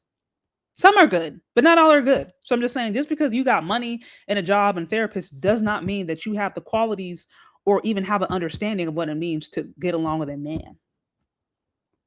I think it's also really important to just be honest about that. To be honest about that. And at a certain point, like I said, after a certain amount of failed relationship attempts, you got to look in the mirror and look at the common denominator, I believe. And if the common denominator is you keep on attracting the same kind of person, getting the same kind of issues, getting the same kind of energy. There's nothing wrong with being a little self-reflective. Nobody is perfect. All of us have our own challenges. I've mentioned this before. I had to go through the same exercise myself before I met my own husband. I was having challenges. I was having issues meeting men. And then I had a friend come up to me and be very honest and say, "Hey, you look mean. You actually look mean in public." I had no idea, but I had a resting B face. And she was like, "If I was a man, I would not want to approach you because you look mean." When she told me that, I had to be honest. And then I had to sit down and start to acknowledge what were beliefs that I had about relationships and what were beliefs I had about men. So I had to do my own internal processing. And what I found, lo and behold, as soon as I just started to smile and approach myself or just, go out there as more approachable, I started interacting with men that were of the quality that I liked. And then I eventually met my husband, right? But just what I'm saying is like, I'm not saying this from a place of judgment. I'm saying this from a place of I actually have been there. Like, I understand what it means to be in this space and be like, why do I feel like I'm in this revolving circle? And what I'm saying is that there's also the strong possibility that there might be things that you are believing. There could be ideas, there could be energies, there could be a particular way that you're coming off that is literally keeping a woman from finding or being with the man that she's meant to be with. Some of it could also be unrealistic expectations. I mentioned this before. So how many ladies are out here talking about they want a God-fearing man, but then would not settle for a man who's below 6 feet, or who doesn't make six figures, or who doesn't have a beard, right? Or who doesn't have the chiseled jawline, whatever, because all women have their thing, right? Some people like the chiseled jawline, some people they like the shoulders, some people, right? Like we say we want a God-fearing man, but then we put all of these worldly, earthly, earthly, worldly qualifications on it that have nothing to do with a healthy, long-lasting relationship. So especially to ladies out there who say you want a God-fearing man, you have to make sure that your list is actually in alignment with what God has for you. And if you're out here saying, oh, I want a God-fearing man, but he has to be at least 6'5" and make 6 figures, and he has to be at least want him to be good with his hands, and I want him to, like you put all this stuff on here that has nothing to do with actually being devout and actually honoring God, then you're just playing with yourself. And quite frankly, you could actually be overlooking your husband because he's too short. You could have walked past him. You could have seen him at church. But he's shorter than you in heels, so you don't give him a chance. So that kind of stuff also happens. You see what I'm saying? Like you got to look at all of it. So anyways, there's a lot to this. There's so much to this. But at the end of the day, the reason we're having the same conversation decades later is because there hasn't really been a collective understanding for Black women to come to the table and say, what can we do better? How can we show up better? We like to browbeat Black men into things that they can do better, right? And I'm not saying that's not the case. I know there's Black men out there who are trying to hold other Black men accountable. God bless them. Black men have their own ways in which they can improve. Nobody denies that. But I'm saying Black women have to improve too. We can't just sit here and say that all these Black women are single and alone because of Black men. Like at some point, there has to be a willingness to look in the mirror and be like, maybe there's more to this. Anyways, y'all, that's what I got. That is what I have. Be sure to like, share, subscribe on the way out. Let me know what you think in the comment section. You can show support to my show, Cash App or Venmo. Also, be sure to check out you can find me on Patreon. You can find me members only. I have members only content there. And let me know what you think. If you guys are just hanging out now, you can go back and check the replays. I shared multiple videos of women who were crashing out on being single and sharing their perspective, and very, very relevant conversations. And I feel for the young girlies. I feel for the young girlies who are coming in age, who are just breaking into this dating market. And I'm like, look, if nothing else, if they can learn to not do what they see modeled to them, they may actually have a chance at something healthy. Not everybody out here is trying to be saved. Not everybody out here is trying to change. That's cool. But for those who are, they have to know that there's a better way of doing things. So that's what I got. Thank you so much, guys. And we will talk later, okay? Peace.